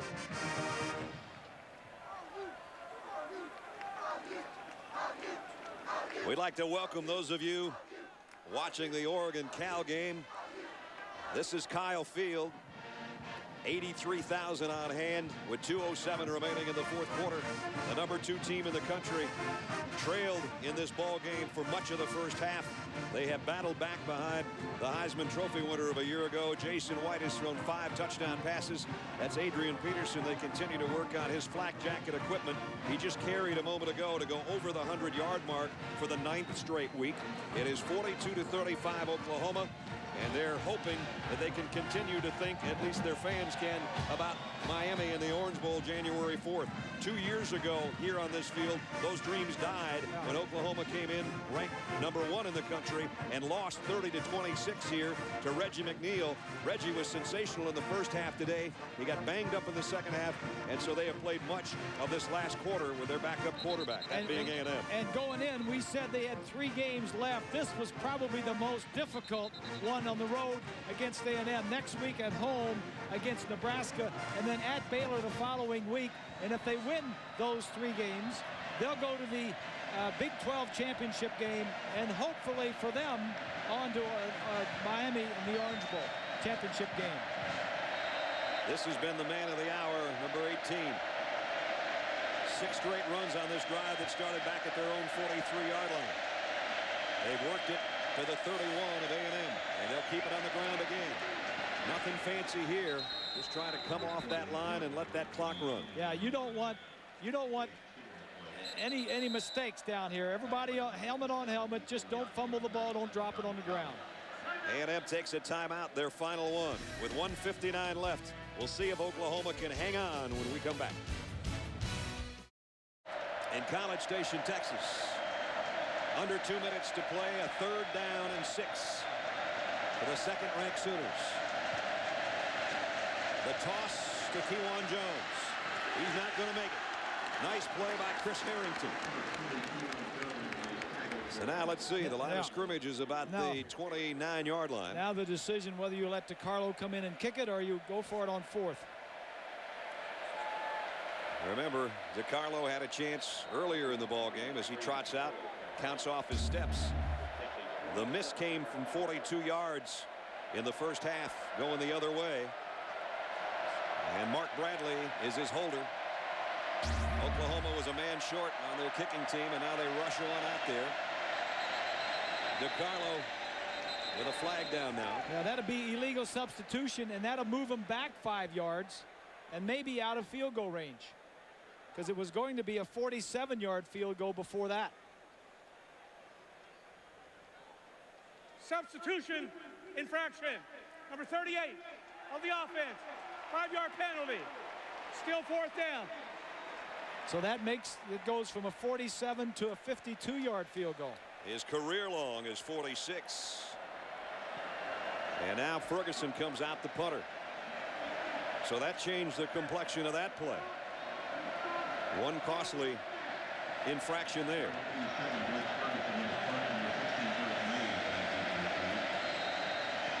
So now Ferguson just wants to drop it down inside the 10-yard line if he can.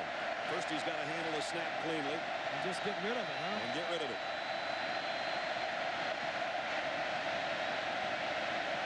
A&M's got a lot of guys up there. Off the side of his foot. Takes a great bounce for him, though, and it's fielded at the 11-yard line. As Eric Mays didn't want it to go any farther than that, so he took a chance and got planted by about 4 Sooners on the special teams that'll help him up. Tonight, 2 of the most watched new shows of the season are back-to-back on a special night. At 8/7 Central, special 2-hour encore of Lost. And then at 10/9 Central, the #1 new show of the year, Desperate Housewives. Saturday night just keeps on getting better. Starting at 8 tonight, 7 Central on ABC. I'm not going to say anything about Desperate Housewives. I don't know those 2. How about NYPD Blue? Okay. Yeah, it's going to be a big one on I'm looking Tuesday. forward to that one on Tuesday. It's going to be a big one on Tuesday as Jimmy Smits returns to Bob and I's favorite show. Did you do that promo? No, I didn't get around to that. You want to watch on Tuesday night at 10, everybody? Yeah.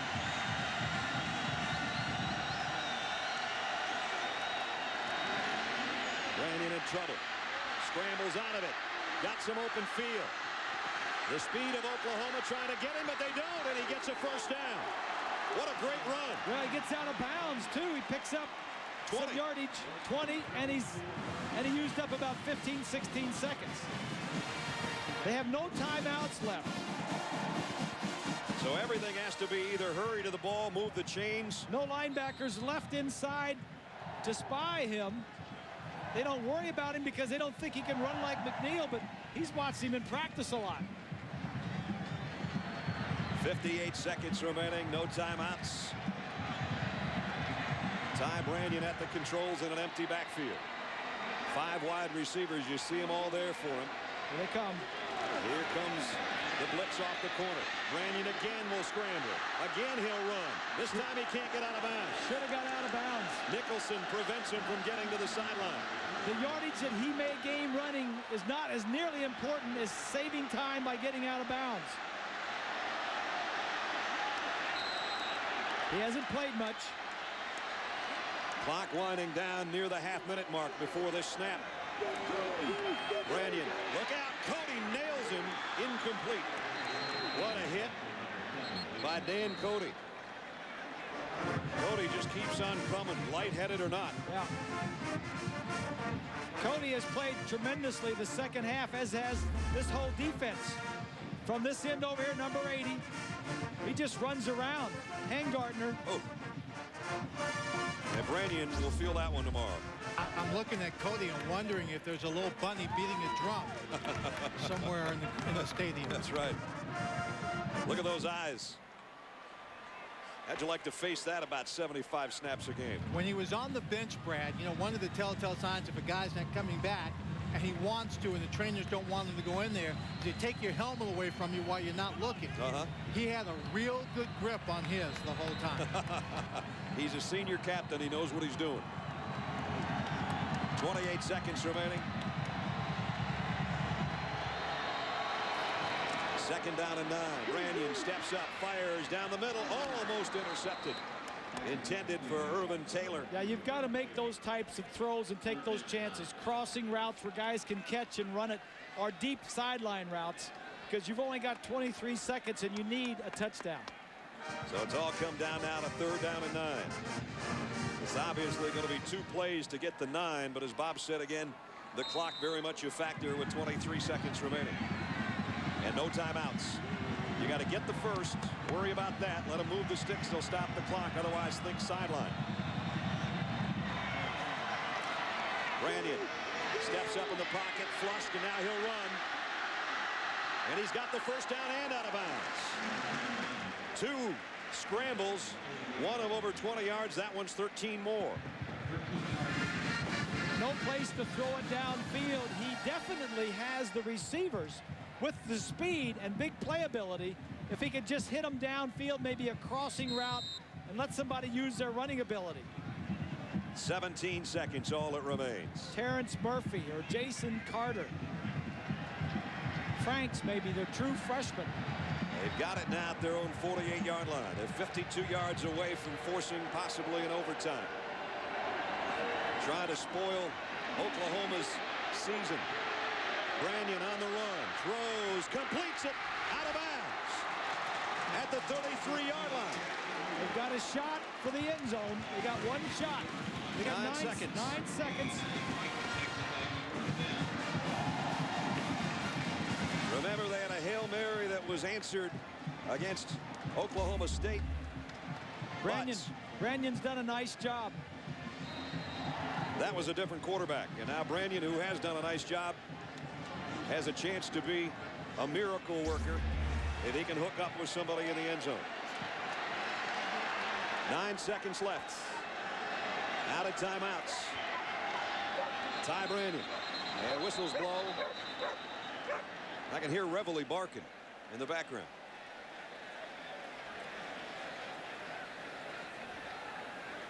And let's see what the flag's about.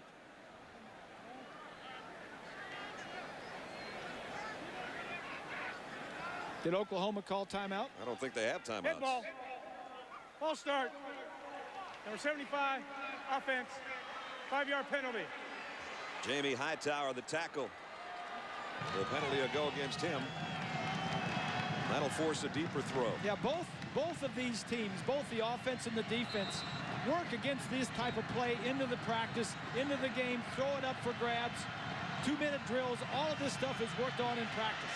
Branyan loads it, fires to the end zone's got a trio out there, but he overshot everybody.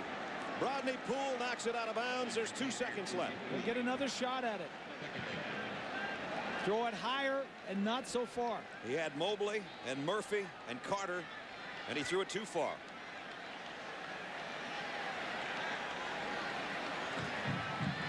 So here it is. The ball game's come down to 1 play. You know, when they do this in practice, it's like a lot of fun, because your number 1 offense does this against your number 1 defense, and it's a lot of fun for the defensive backs to get back here, try and knock it down, and you guys, but now they're dead serious. It isn't so fun against the number 2 team in the country. Final play, barring a touchdown. Branyan going deep, left side, 3 guys out there, tipped, almost caught. It was almost caught. And the game is over.